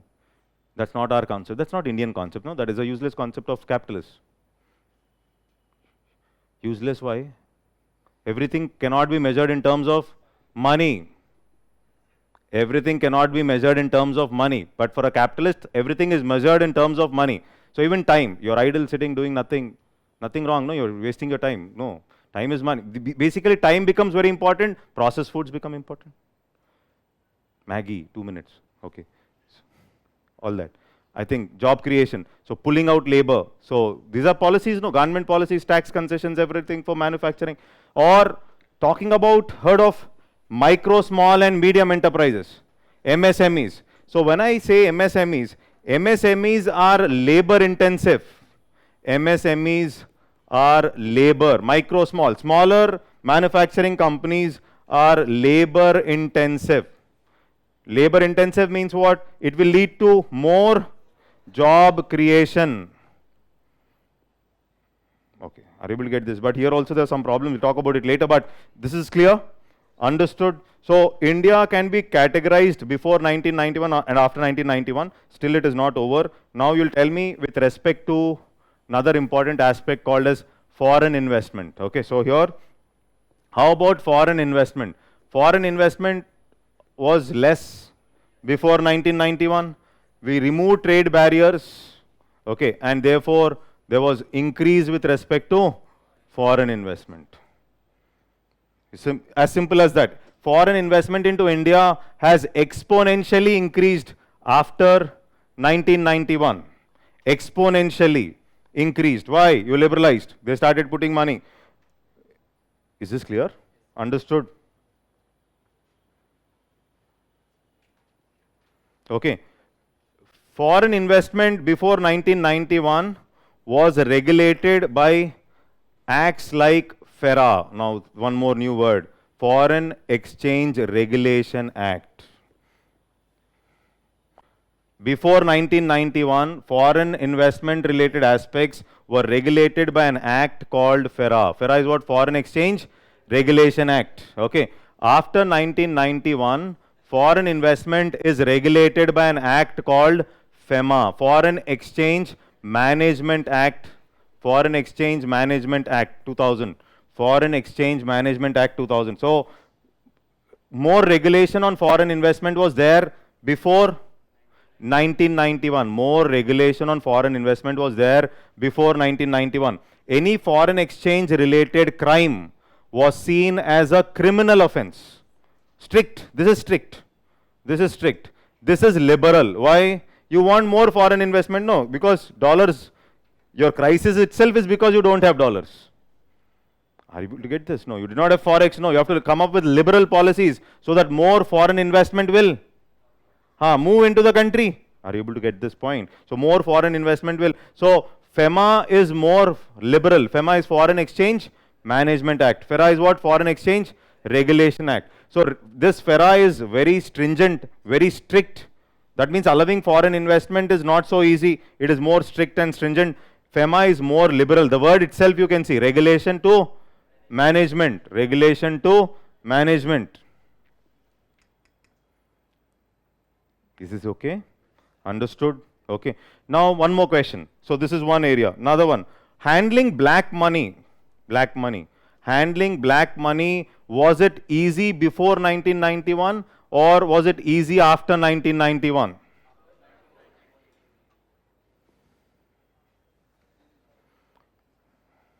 Very difficult question. It is easy after 1991. Is it? Okay. I'll ask you one simple question. What about demonetization? Was it successful? No? No? Why? Why? One reason why? Why you feel it is not successful? English again. Implementation was found. Black money is not just in the form of cash, first thing. See, if black money, if it is only in the form of cash, then demonetization will be successful. As simple as that. When your black money is not in the form of cash alone, you can easily route your money to other countries. For example, there is this Panama Papers case, Aishwarya Rai and not Abhishek. Abhishek, no money. Amitabh and Aishwarya, there is this case, Panama Papers. That means you have other countries where you can push your black money easily because less restrictions. You can push your money to Cayman Islands, or you can push your money to Panama. You can push your money to Greece, Cyprus. This is possible after 1991. Before 1991, handling black money was easy. Handling only Hawala. Movies you see Hawala. Okay, so only Hawala transactions, that's all. Alternative banking, Hawala is alternate bank. So other than Hawala, you taking away money to other countries, etc., was not there. Now you can easily route your profits.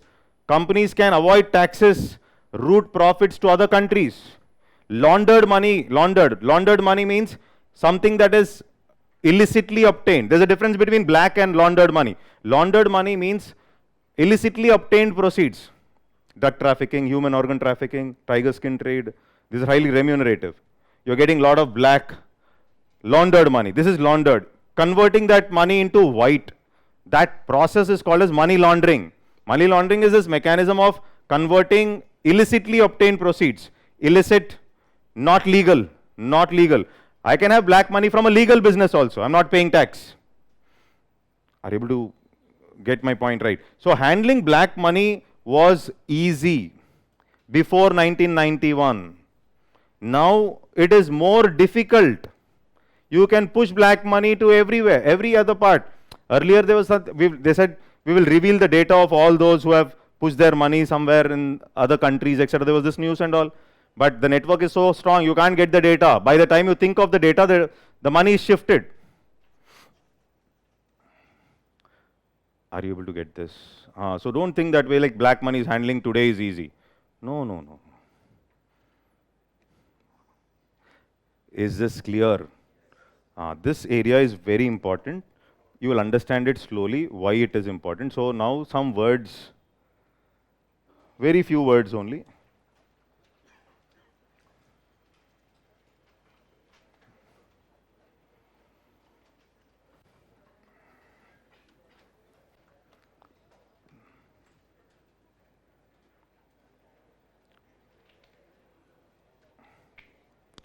We'll do some graphs after the break.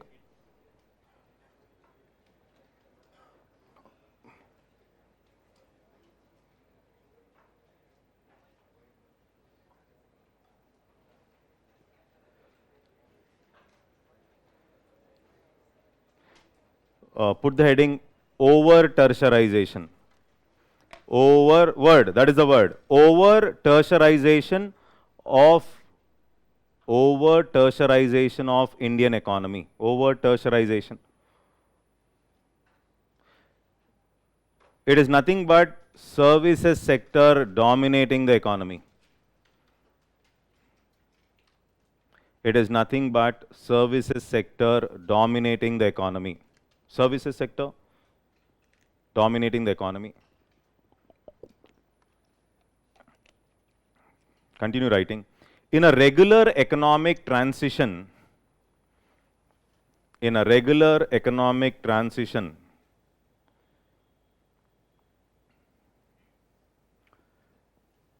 a country moves from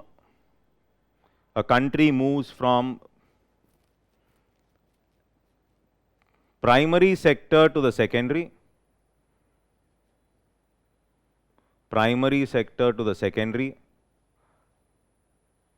and then subsequently to tertiary sector,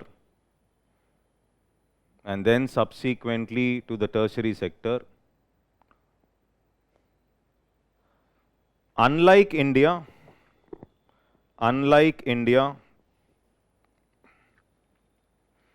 where there was an abrupt shift,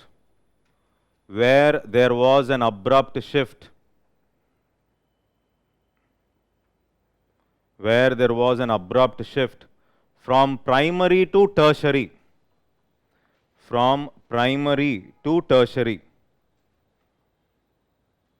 abrupt shift from primary to tertiary, neglecting the secondary sector,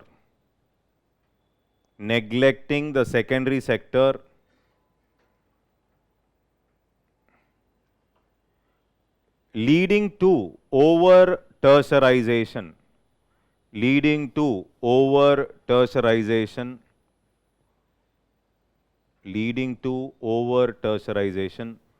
of Indian economy.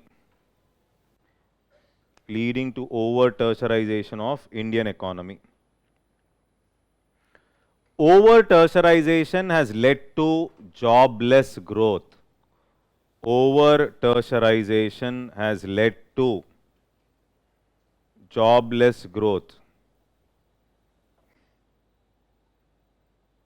In bracket, jobless growth, economic growth without adequate job creation. Economic growth without adequate job creation.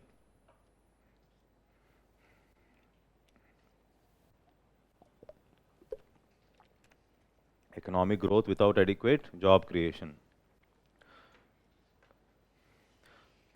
Over tertiarization also increased pressure on land. Right on. Over tertiarization also increased pressure on land. Pressure on land. Pressure on land is basically pressure on agriculture. Pressure on agriculture, leading to problems of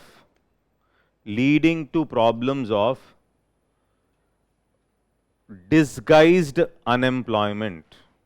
And underline that word, leading to problems of disguised unemployment. Disguised unemployment. You've written that word, underline the word. Okay, see, disguised unemployment.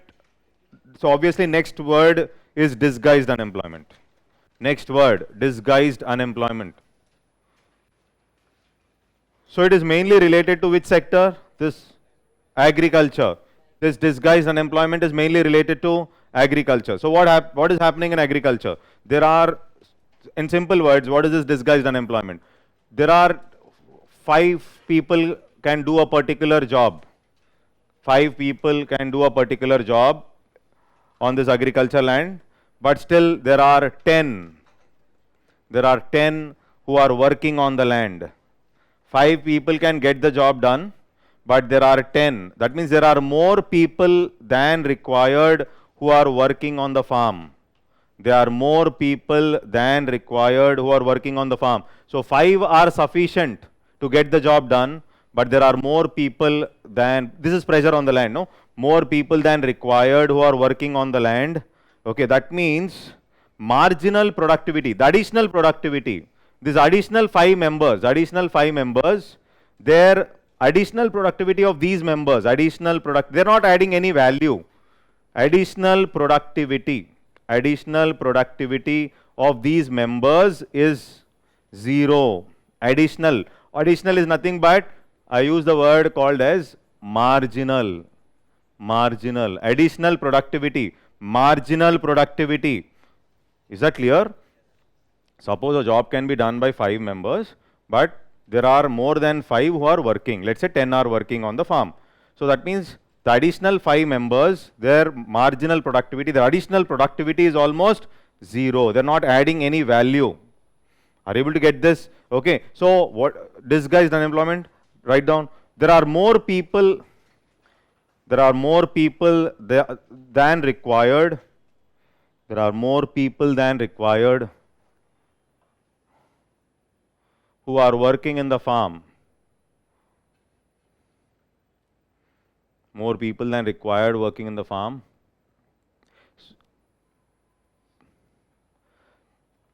Marginal productivity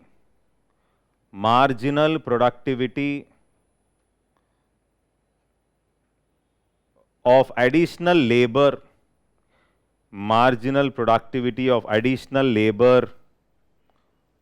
is almost 0.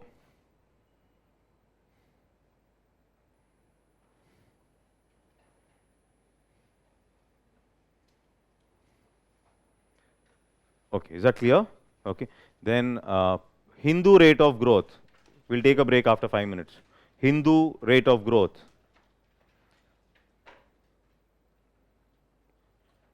Low levels of growth, low levels of economic growth. Low levels of economic growth, less than 3.5%, less than 3.5%. Okay.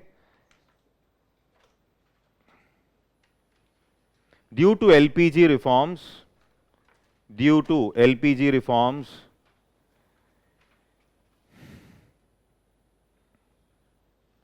India was able to cross Hindu rate of growth.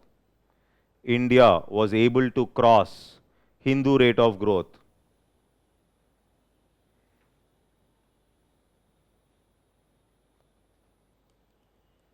Is that okay? Yes. Inclusive growth, I have defined it already. Okay, so nothing to worry about that word, inclusive growth.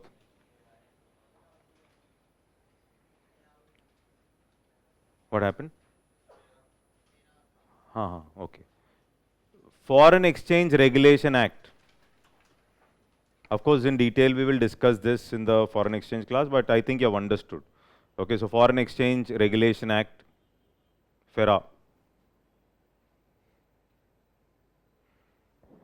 Okay, FERA was a stringent act. FERA was a stringent act regulating foreign exchange,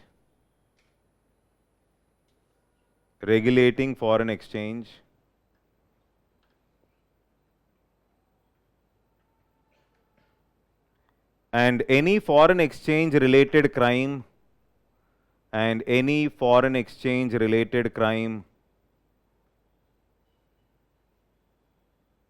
under FERA was seen as a criminal offense.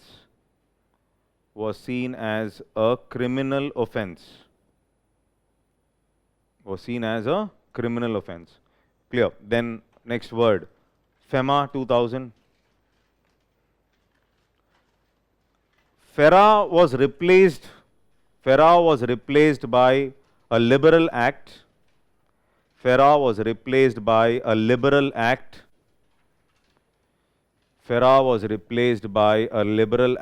FEMA, in bracket, Foreign Exchange Management Act.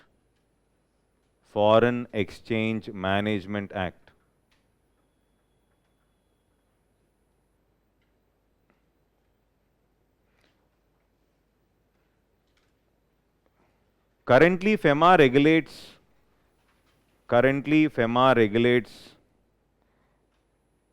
aspects related to foreign exchange,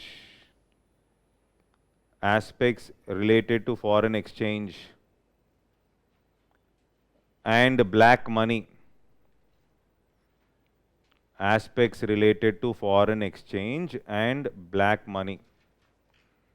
Continue. Any foreign exchange related crime under FEMA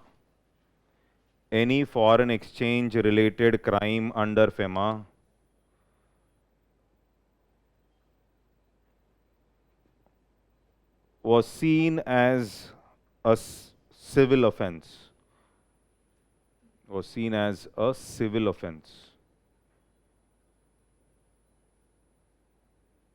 That's it. Take a break.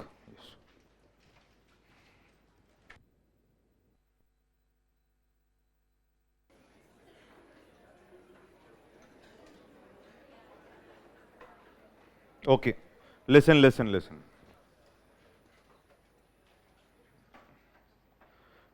So this doubt, black money, FERA, FEMA. Okay, so before that, I'll explain this.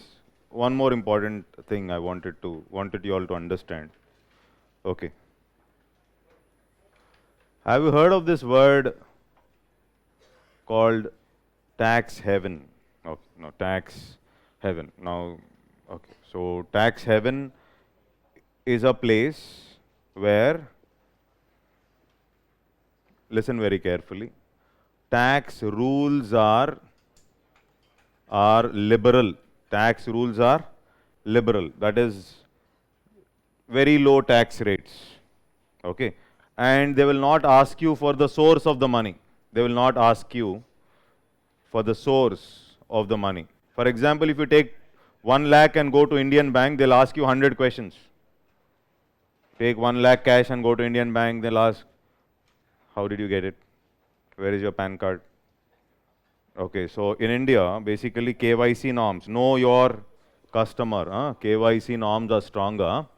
But if you go to a tax haven, let's say you have done drug trafficking and you have earned some millions, you go take it to these tax havens. You decided to put that money in their banks. Like there are these islands like Mauritius, okay, or you have Cayman Islands. All these are islands. Islands, basically two problems here. They have nothing to do. Nothing to do in the sense like there's no much of business prospect. So only two things run there. One is tourism and banking. Mainly. So in these islands, whether it is Cayman Islands or Mauritius or Cyprus, these are all what? Tax havens, tax havens. Are you able to get this? So generally you will find Swiss accounts. No, most of the politicians or whoever it is, they're putting the money, the excess black money is rooted into tax havens, rooted into tax havens. Now, is it easy to push black money to tax havens before 91 or after 91? After 91, because you have easy access to tax havens. You have easy access to tax havens. So since we have easy access to tax havens, black money rooting out black money to these tax havens is easier after 1991 than before 1991. That means you can handle black money. Black money handling will become difficult for the authorities. Black money handling will become difficult for the authorities after 1991 than before 1991, because before 1991 you only within the country you have to handle. So it is easier for the authorities to handle black money before 91 than after 1991. This is what I was talking about. So because you have easy access, the black money can be routed to tax havens. Is this clear? Okay, so this is one important aspect. Okay, so where there is easy access to tax havens after 1991. Is this clear? Okay. Now, one more question. FERA is more strict or FEMA? FERA. It is strict. So, handling black money, is it easier under FERA regulation or under FEMA regulation? It is easier. This is a strict law. Since it is a strict law, handling black money is easier under FERA. It is difficult under FEMA, because FEMA is more liberal, more kind, more liberal. So here FERA is more strict. Are you able to get this point? Okay. So FERA is before liberalization. FERA is a stringent law. So it puts up all the restrictions on the foreign exchange moving into the country. Okay. And any foreign exchange related crime related aspect will be strictly handled under FERA. It's a very strict law. What is the negative of having a strict law? Investors will be hesitant in putting their money into India. They will be hesitant. They will not be so keen. But you need dollars, you need forex. Okay, so under FEMA, it is less strict or more liberal. So obviously, more investors may look up to India for investments, etc. Putting in their investment. As simple as that. Is this clear? Okay. Now, after 1991, we have used a word called market mechanism. Isn't it? Okay. Now, when I use the word market mechanism, it is nothing but the forces of demand and supply. Now, listen very carefully. Okay, so when I use the word demand, okay, it is not only your, remember we have defined demand? I think I would have defined demand saying it is not only your willingness to buy a product, but also your ability to pay. Yes or no? Yes? Okay. Now,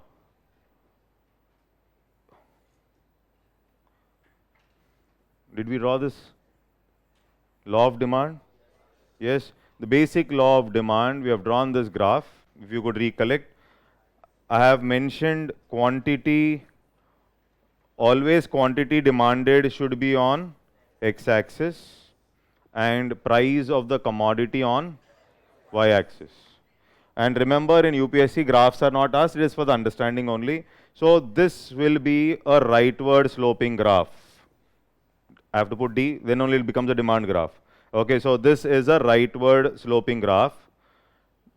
That means price and quantity demanded are inversely proportional. And in fact, you can't say proportional, it need not be proportional as well. They are inversely related. Proportional means it is a straight line always. If it is coming, if the price is coming by 10 units, demand is increasing by only 10 units. If the price is coming by 20 units down, demand is increasing by 20 units. That is what is proportion. If it is proportion only, I will have straight line. It need not be a straight line. Are you able to get my point now? See, this graph for convenience, we are drawing a straight line. It need not be a straight line. It can be like this. But it's a rightward sloping graph. Why did I draw a straight line? It is for convenience. So this is a proportion. No, suppose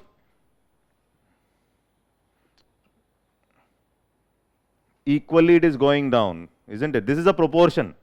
Are you able to get this? It need not be in proportion. I hope it is clear, everybody. Okay, so what I was trying to explain here, listen very carefully. Few terms for understanding. So this is a regular demand graph. Regular law of demand means only two factors you will take. One is price and another one is quantity demanded. And it's a rightward sloping graph. There is no problem here. It is inversely related. Inversely related. Okay. So let's try to understand why is it inversely related. Okay. One understanding here. Okay. So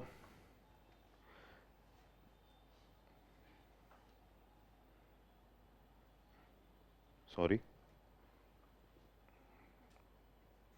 Don't worry about the graphs.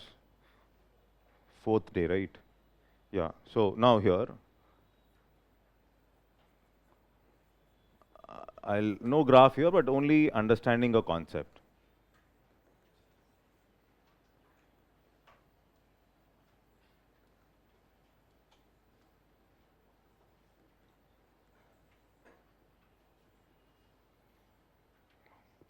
I've written something here. Law of diminishing marginal utility. Okay.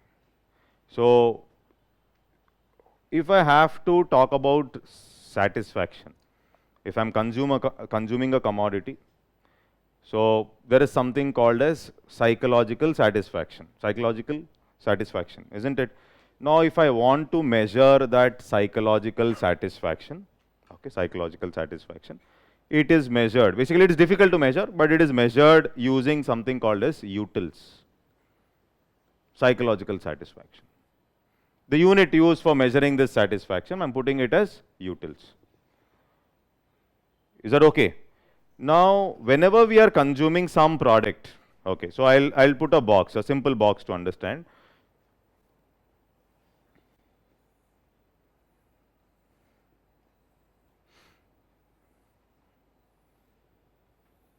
Okay, this is the commodity. Okay, this is marginal utility of the commodity, and this is the total utility of the commodity. Total. Now, these are commodities are basically ice creams. Commodities are basically ice creams. Just an example. Okay. Now, when I am consuming the first ice cream, okay, the utility which I have derived from consuming this ice cream is, let's say, 10 utils. 10 utils. Okay. Now, the total utility is also 10 in this case. The first ice cream. So, this is a commodity.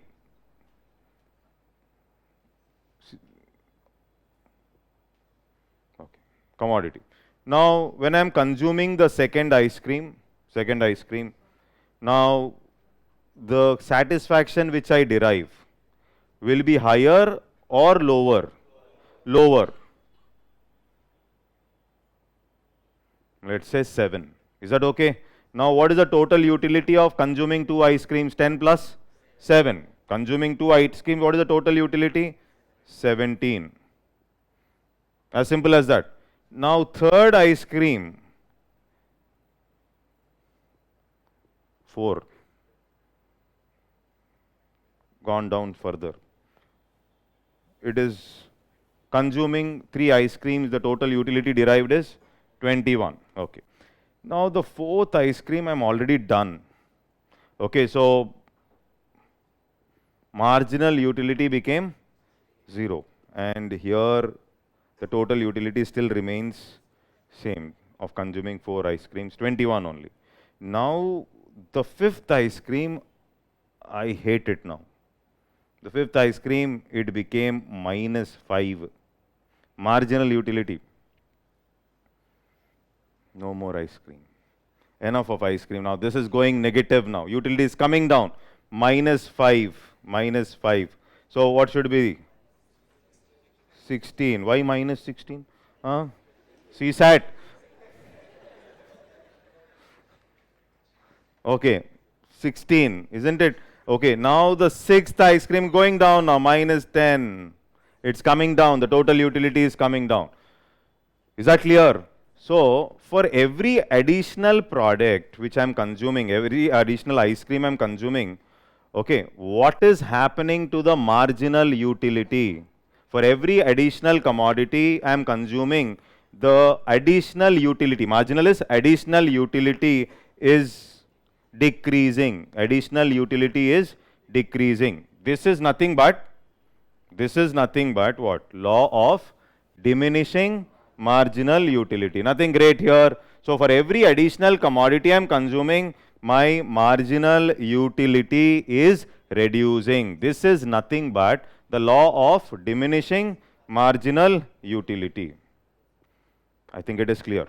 Okay. Now,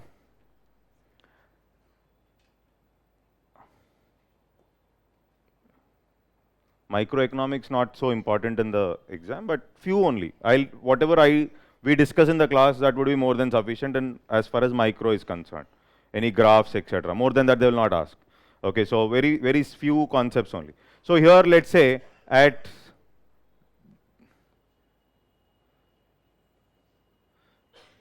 ₹70, 20 ice creams. 20 ice creams you are able to get for how much now? 70. Okay, 20. Now the question comes up, if I am demanding additional 10 now the question is additional 10 ice creams.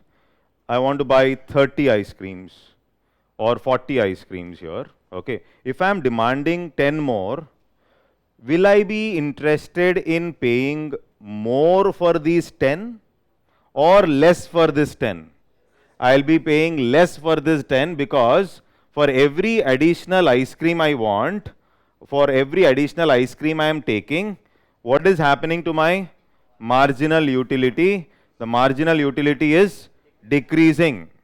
Are you able to get this? When my utility is coming down, when I want more, I will definitely not pay the same amount because my utility is coming down. I will be paying a lesser amount for that additional 10. Are you able to get this point? Are you able to get this? Okay, so obviously when I am demanding more, I will not be interested in paying the same amount because my marginal utility is dropping. Marginal utility is dropping, and that is the reason when we observe our demand graph will generally be a rightward sloping graph. I will not pay more. I will not be paying more. So why? Because the utility is going to decrease. Utility is going to decrease. Okay. Now simple logic to understand. First of all, is this clear? Okay. Now the next question is, if I have to talk about income. Okay. If I have to talk about income. So one factor which can affect my demand is what? Price. And price has inverse relationship or direct relationship with demand? Inverse, no. Inverse relationship. Price increases, demand is going to decrease. Is that clear? Okay. Now, next question is, if I have to take income is one aspect. But here also I am going to take the same graph. Law of demand means I am taking price. If I want, I can take income also. That is called as income demand graph. I am taking price and again I am taking what? Quantity demanded. I am taking quantity demanded. Okay. So earlier the graph is this. This is the graph. That means at this price I am interested to buy so much. At this price. Okay, if you observe, at each point you are buying something.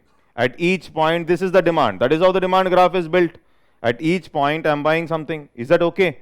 Now, if my income is going to increase, if my income is going to increase, at the same price, I'll be interested in buying less or buying more.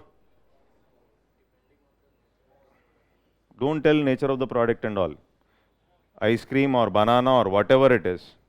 Okay, so the question is, when my incomes are increasing, when the incomes are increasing at the same price, let's say 60 rupees, will I be interested in buying more products or less products? More products. As my income is high, at this price of 60, I'll be interested in buying, I'll be buying more products. So nature of product and all, we are not talking about exceptions. We are only talking about a basic concept. Don't talk about exceptions here.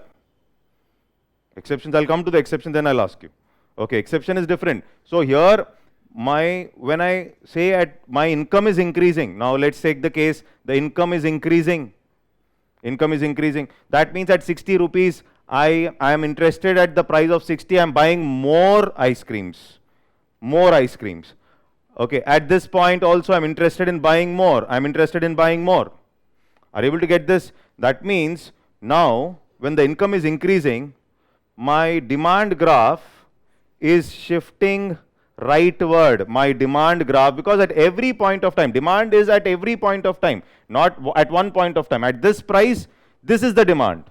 When my income is increasing at this price, this is the demand. At this price, this is the demand. When my income is increasing at this price, this is the demand. Demand is increasing. Are you able to get this? So that means my new demand graph is going to shift what? Rightward. My new demand graph is shifting rightward because of what? Increase in incomes. Is this clear to everybody? So, is that okay? The new demand graph is shifting rightward. That means when the demand graph shifts rightward, when the demand graph is shifting rightward, it is going to indicate something called as favorable demand. When there is a favorable demand, there is going to be a rightward shift with respect to demand graph. Are you able to get this point now? When there is more favorable demand, there is a rightward shift with respect to the demand graph. Is it confusing? No, there's no problem here. No, it's a simple graph. We have drawn this graph. Okay. Now, when my income is increasing at this price, my demand, I will demand for more. Because I have the better purchasing power. I'll be ready to buy more. At this price, I will be ready to buy more. So therefore, my demand graph is shifting rightward. This shift of demand graph, rightward shift of demand graph, is also called as what demand? Favorable demand. Very few graphs only. I'll not dump all the graphs today. Only 4. I thought 3 or 4, that's all. Is this okay? Now, if I want to draw an income graph, income demand graph, that is not the regular demand graph. It is called as income demand graph. If I have to draw that, that means I'm changing the factor here. So regularly when I use the word demand graph, it should be price and quantity. Though for income also, it is price and quantity. Demand graph means it has to have price on the x-axis and quantity demanded on the, price on the y-axis and quantity demanded on the x-axis. Now here, if I have to draw a graph which is called as an income demand graph, if I take, suppose income, this is income, I'm just changing it, I'm taking income, okay, and if I'm taking quantity demanded, okay, so regular law of demand means price and quantity demanded are inverse related, that's why the rightward slope, inverse related, price increases, quantity demanded decreases, inversely related.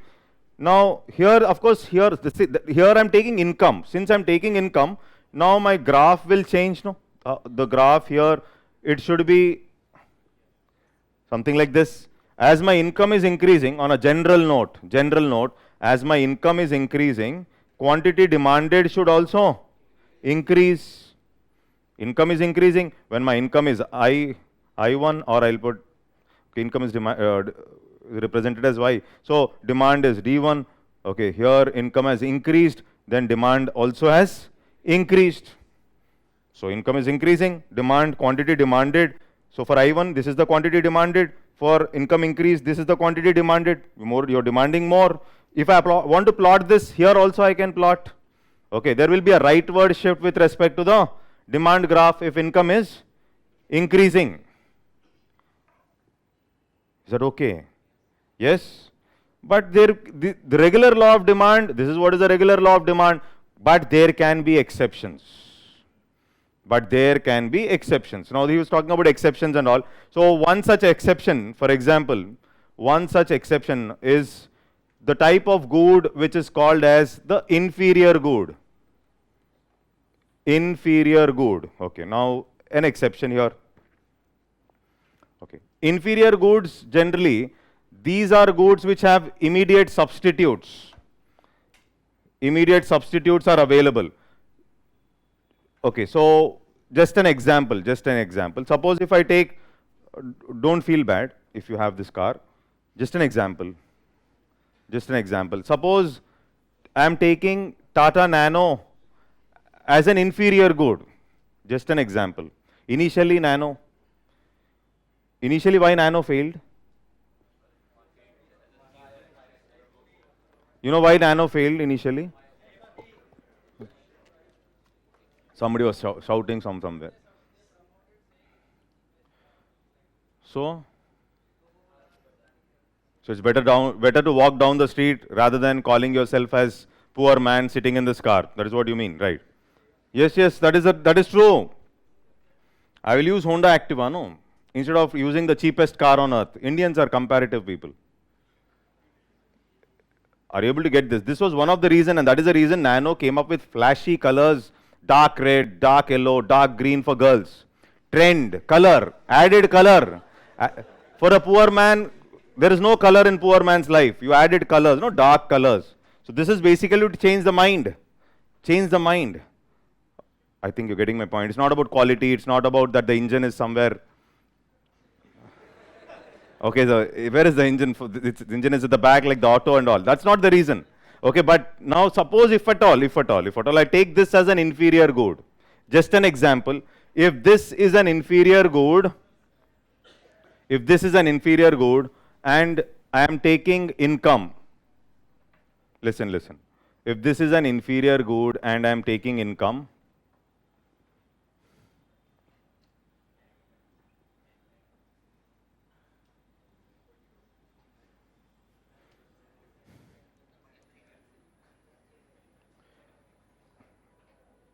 okay, now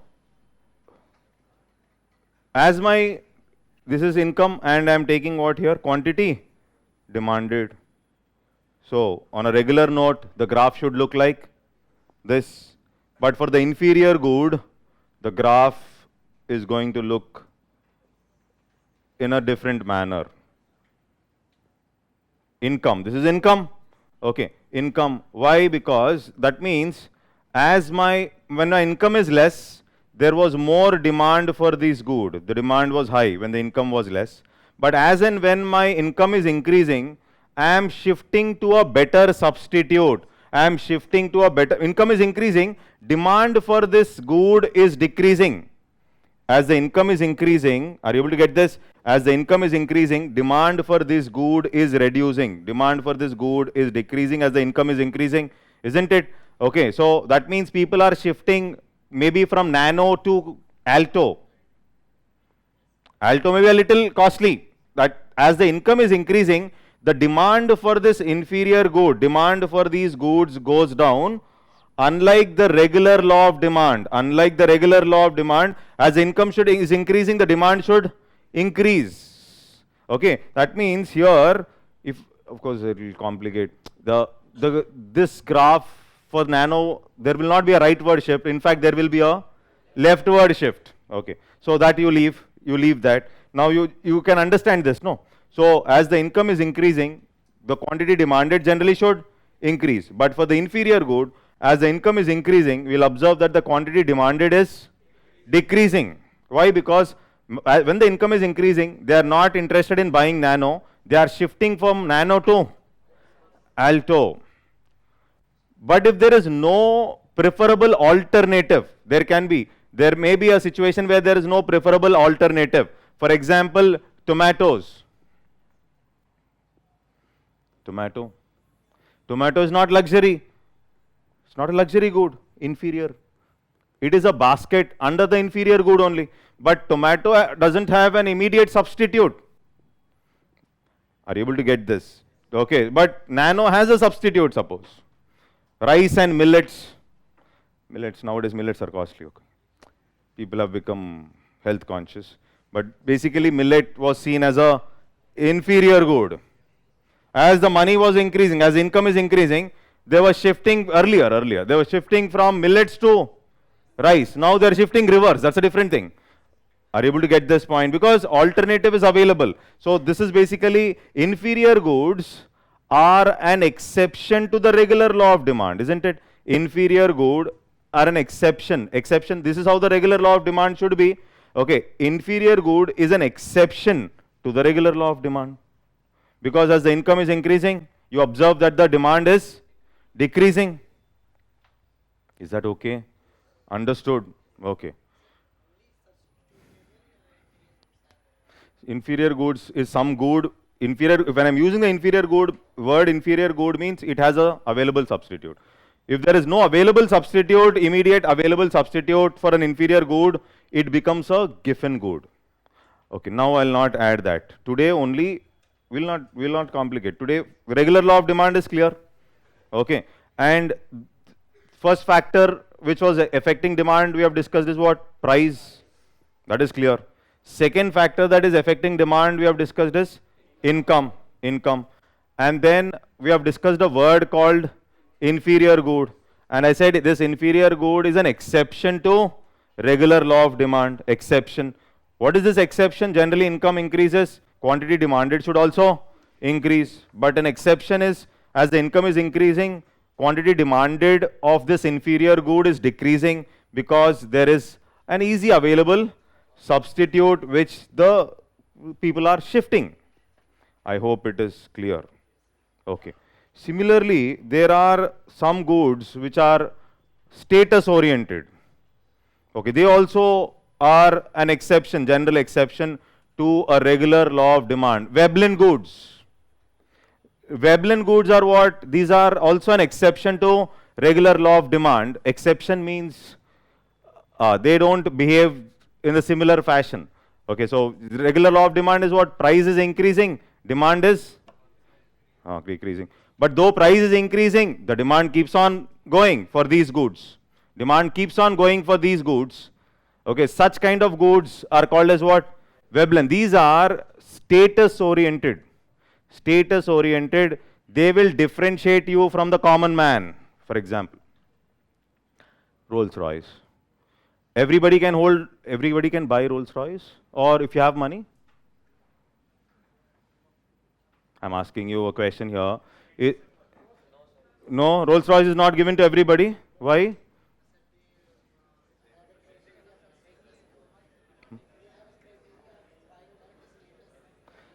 Okay. Is Abhishek Bachchan, can Abhishek Bachchan buy Rolls Royce? Yes, why? He's the son of a great father, husband of a great wife. Oh. So, that qualification is sufficient. Okay, that means you have a history. You have some history. Because I think Mallika, this lady wanted to buy. Okay, and they said,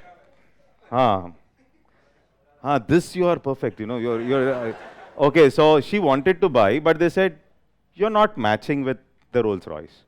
Okay, that's not just about money, maintenance and status, many things. Now, you have to observe such goods generally. So, you're buying it for it is not a regular good, you're buying it for maybe status, you want to differentiate yourself from the crowd. Okay, so such goods which are status oriented generally, these are Veblen goods, premium goods, and they are an exception to the regular law of demand. Exception, last graph for today, last graph. So exception to the regular law of demand means the regular law of demand is what? Rightward sloping. Okay, but here we will find the graph is going in this way. So that means though the price is increasing, the demand is not falling. Demand is not falling. for these goods. Okay, these are precious goods and these are status oriented goods. Such goods are called as Veblen. Is that okay? So here we have not discussed much. One is law of diminishing marginal utility. Okay, so that is the word. So write down law of diminishing marginal utility. Okay. For every additional commodity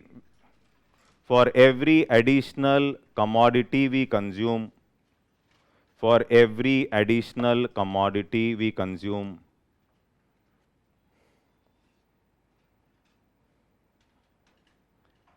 the marginal utility is going to decrease. The marginal utility is going to decrease.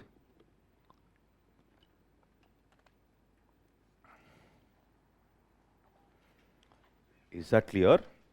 Understood, I believe, right? Okay, then regular law of demand. Regular law, have you have written this earlier?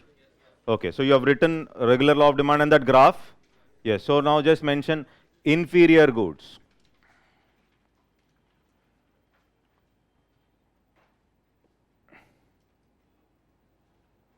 Inferior goods are an exception. Inferior goods are an exception.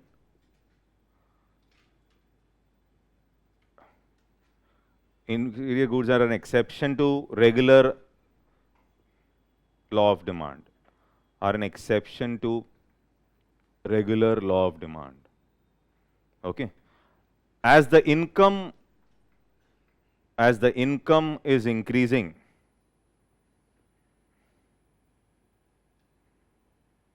the quantity demanded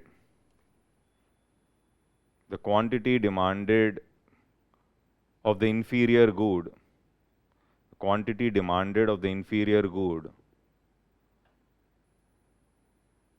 is decreasing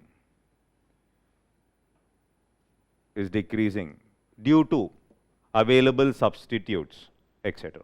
Due to many reasons are there, due to available substitutes. You call it a substitution effect, due to available substitute. Is that clear? Okay. Next, we're not writing Giffen to this today, so we'll only write last is Veblen goods. Veblen goods, Veblen goods are also an exception to regular law of demand. Veblen goods are also an exception to regular law of demand.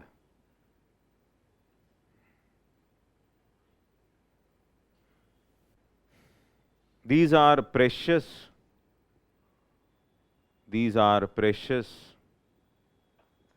and status oriented goods.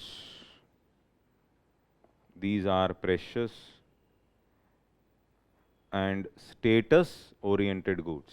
That's all. No much complexity here. Okay. Now,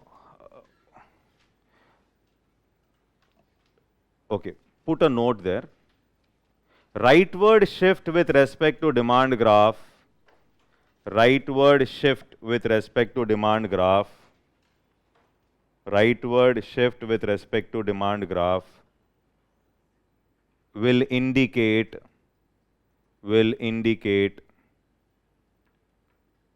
favorable demand. Rightward shift with respect to demand graph will indicate favorable demand. Done. Okay, that's all. Only 4. Okay, so we'll add on slowly. We'll add on graphs slowly, and this is more than sufficient as of now in the basic. We'll add on slowly in the basics. Till here it is clear. Class is not over. Okay, now the question is, in 1991 we were facing some financial crisis, isn't it? And that crisis, basically we were calling it as, that crisis was called as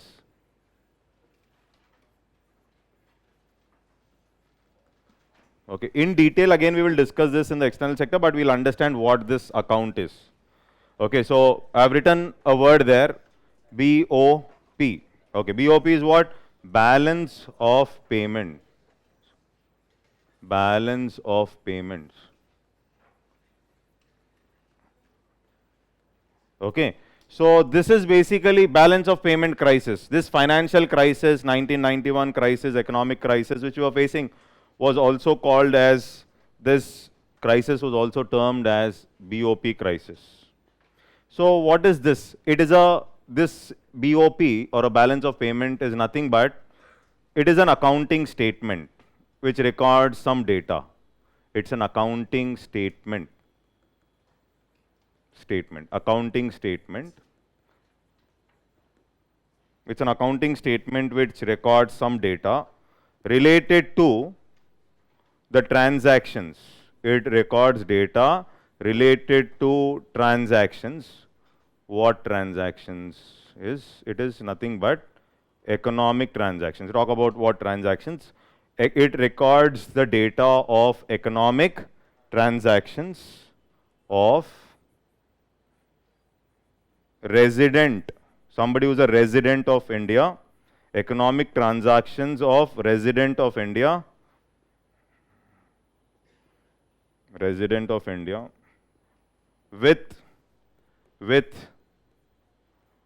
rest of the world. Now see here, BOP is a accounting statement which we maintain. What do? We record all the transactions which residents of India do with rest of the world.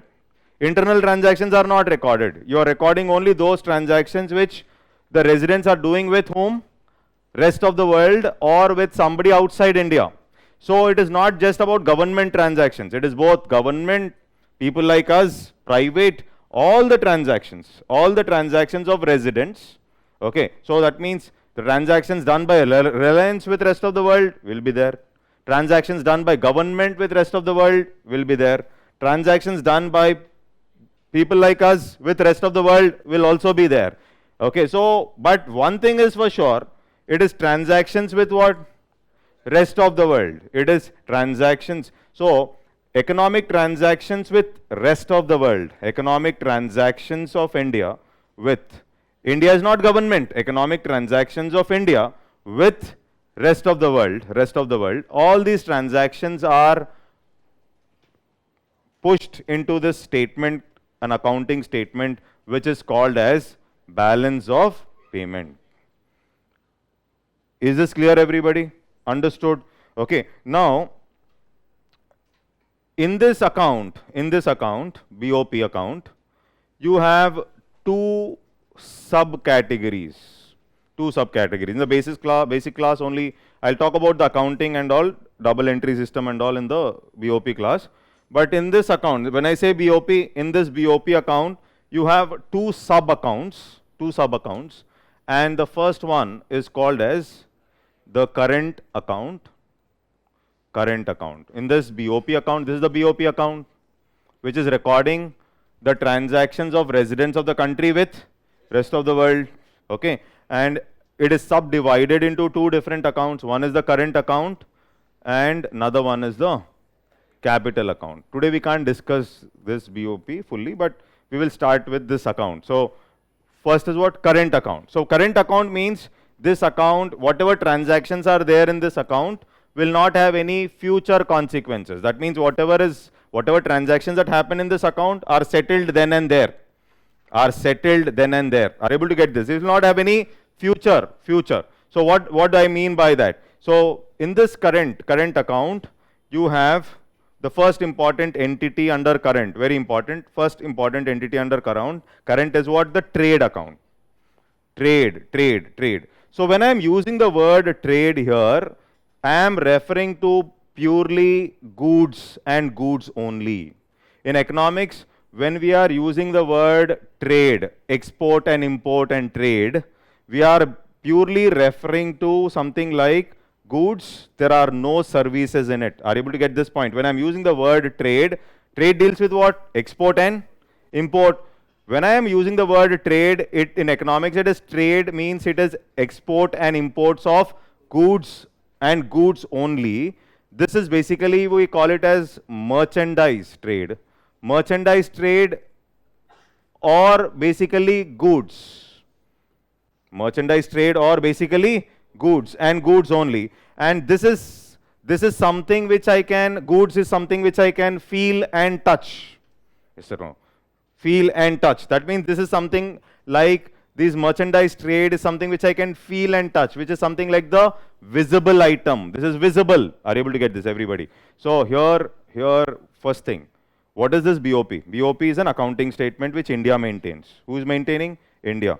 What will it do? It will record all the transactions of residents of the country with rest of the world in one financial year. In one financial year, whatever transactions are happening, that will be recorded in this account. So in one financial year means it will record transactions from something like April 1st to March 31st. All the transactions which the residents are doing with the rest of the world, those transactions are going to be recorded in this accounting statement, which we call it as balance of payment. Is that okay? And in this accounting statement, there are two sub accounts. One is I've written current, and another one is capital. So forget about capital as of now. In the current, the sub component, most important sub component I've written is trade, and trade is mainly with respect to which aspect? Goods. So trade deals with basics. Trade deals with what? Exports and imports. Trade deals with what? Exports and imports. So as simple as that, trade deals with export and imports of goods. Trade deals with export and import of goods. There is no services here, and these goods are something which you can feel, touch, and therefore these are basically called as what? Visible items. Visible. Invisibles, visibles. Visible is something which I can feel, touch. I think you're getting my point. So here, this trade is basically a visible item. Now, export and import, in India's case, generally, what is the situation? India's case, imports are higher than export. Imports are higher than export means this is not current account. This is basically leading to what? Trade deficit. I hope this word is clear. This basic word is clear. So this is already something which you know. So in the trade, India's case, our imports are more than export. Imports are more than export means outgoing dollars are more than incoming dollars. As simple as that. Money is moving in, money is moving out. I'll extend this in the foreign exchange class or the BOP class where I talk about credit account, debit account, all. Now what you should understand is inflow of dollar means export. Money is moving into the account. Into the account, money is moving because of what? Export. Money is moving out of this account because of import. India's case, our trade is negative. Trade is negative means our imports are more than exports. And this is basically called as what deficit? Trade deficit. This is the first and the most important aspect in the current account. So this balance of trade. So with respect to this trade, I am trying to check the balance. This is basically called as what? Balance of trade. Balance of what? Trade. Are you able to get this?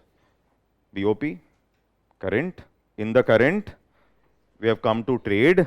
In trade, we are talking about the balance of trade. Balance of trade is nothing but the balance of export and import. Okay. Now, this trade account, balance of trade, you will have surplus generally, or it can be balanced trade.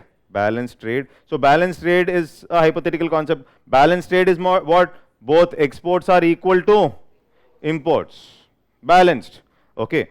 Or there can be surplus. Trade can be surplus when exports are more than imports. Or there will be what? Deficit. This is what we face. This is what we face. Deficit. Star mark here. This is what we face. This is basically what? Our exports are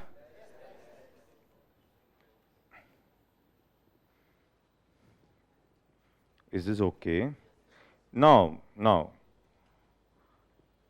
India from 1960s, 70s, we had huge trade deficit. Now listen very carefully. Now you have to connect things here. You have to connect things here.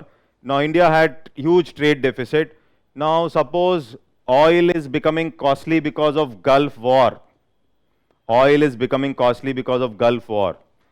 Okay, so oil is becoming costly because of Gulf War, and India is going to import lot of oil, and because of Gulf War, oil is becoming costly means this oil, this import bill, our import bill is going to increase. For the same quantity of oil also your import bill is going to increase. That means more dollars have to flow out of the account. More dollars are flowing out of the account means what is happening to our balance of trade?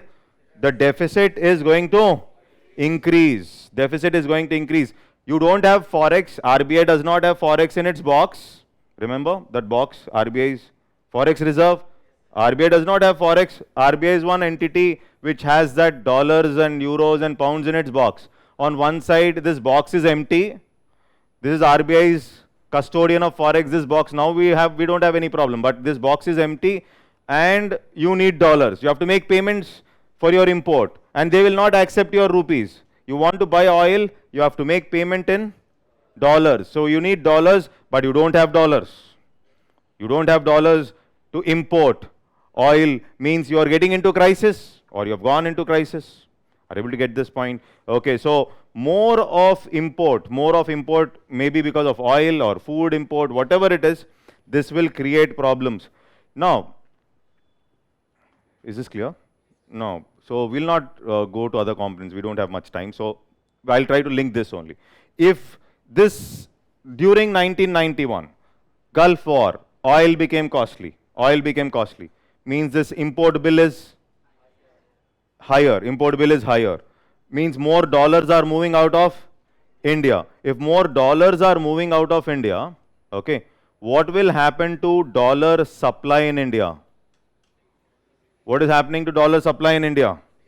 Dollar supply is going to decrease. Dollars are moving out. So in India, in the Indian market, there is no dollar. So when there is no dollar, dollar supply is less. So in the forex market, if we have to buy this dollar, we have to pay more rupees or less rupees? Now we have to pay more rupees to buy the same dollar. Are you able to get this?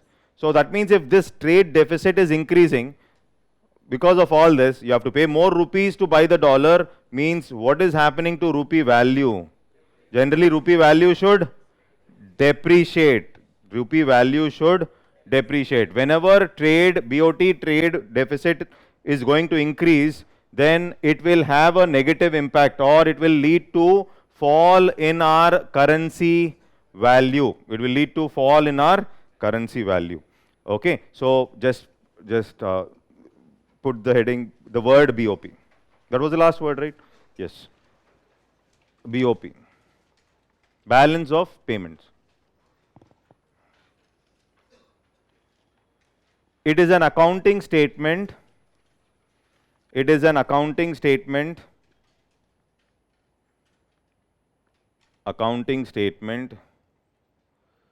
Which records economic transactions.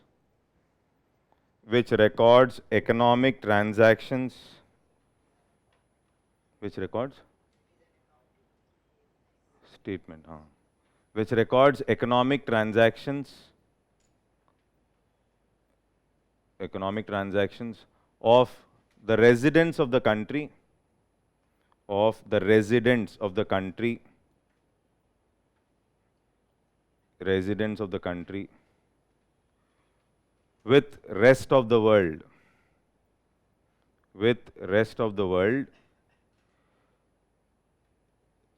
In one financial year. In one financial year.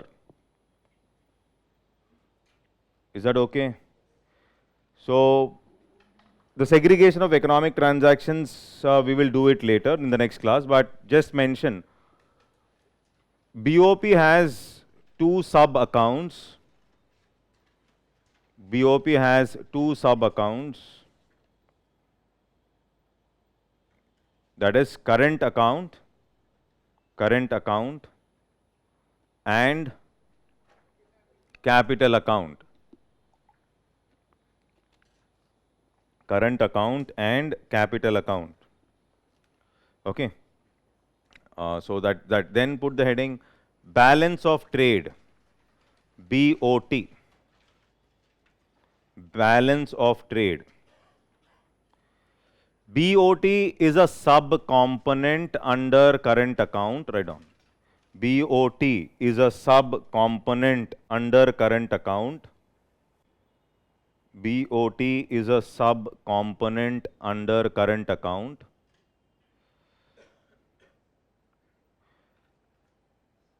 Which measures export and import. Which measures export and import of merchandise goods or goods only. Goods only. Merchandise trade means goods only. Goods only. Is that okay? Then just there itself you will mention BOT surplus means, write down BOT surplus means exports greater than import. Then write balanced trade.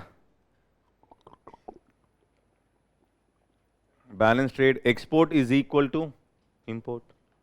And then write deficit, BOT deficit. BOT deficit, imports more than exports. Imports more than exports. Okay. Not over. Put a note. Increase in BOT deficit. Increase in BOT deficit will lead to depreciation. Will lead to depreciation of currency, rupee. Will lead to depreciation of rupee. Is that okay? That's it. We'll stop here. Done.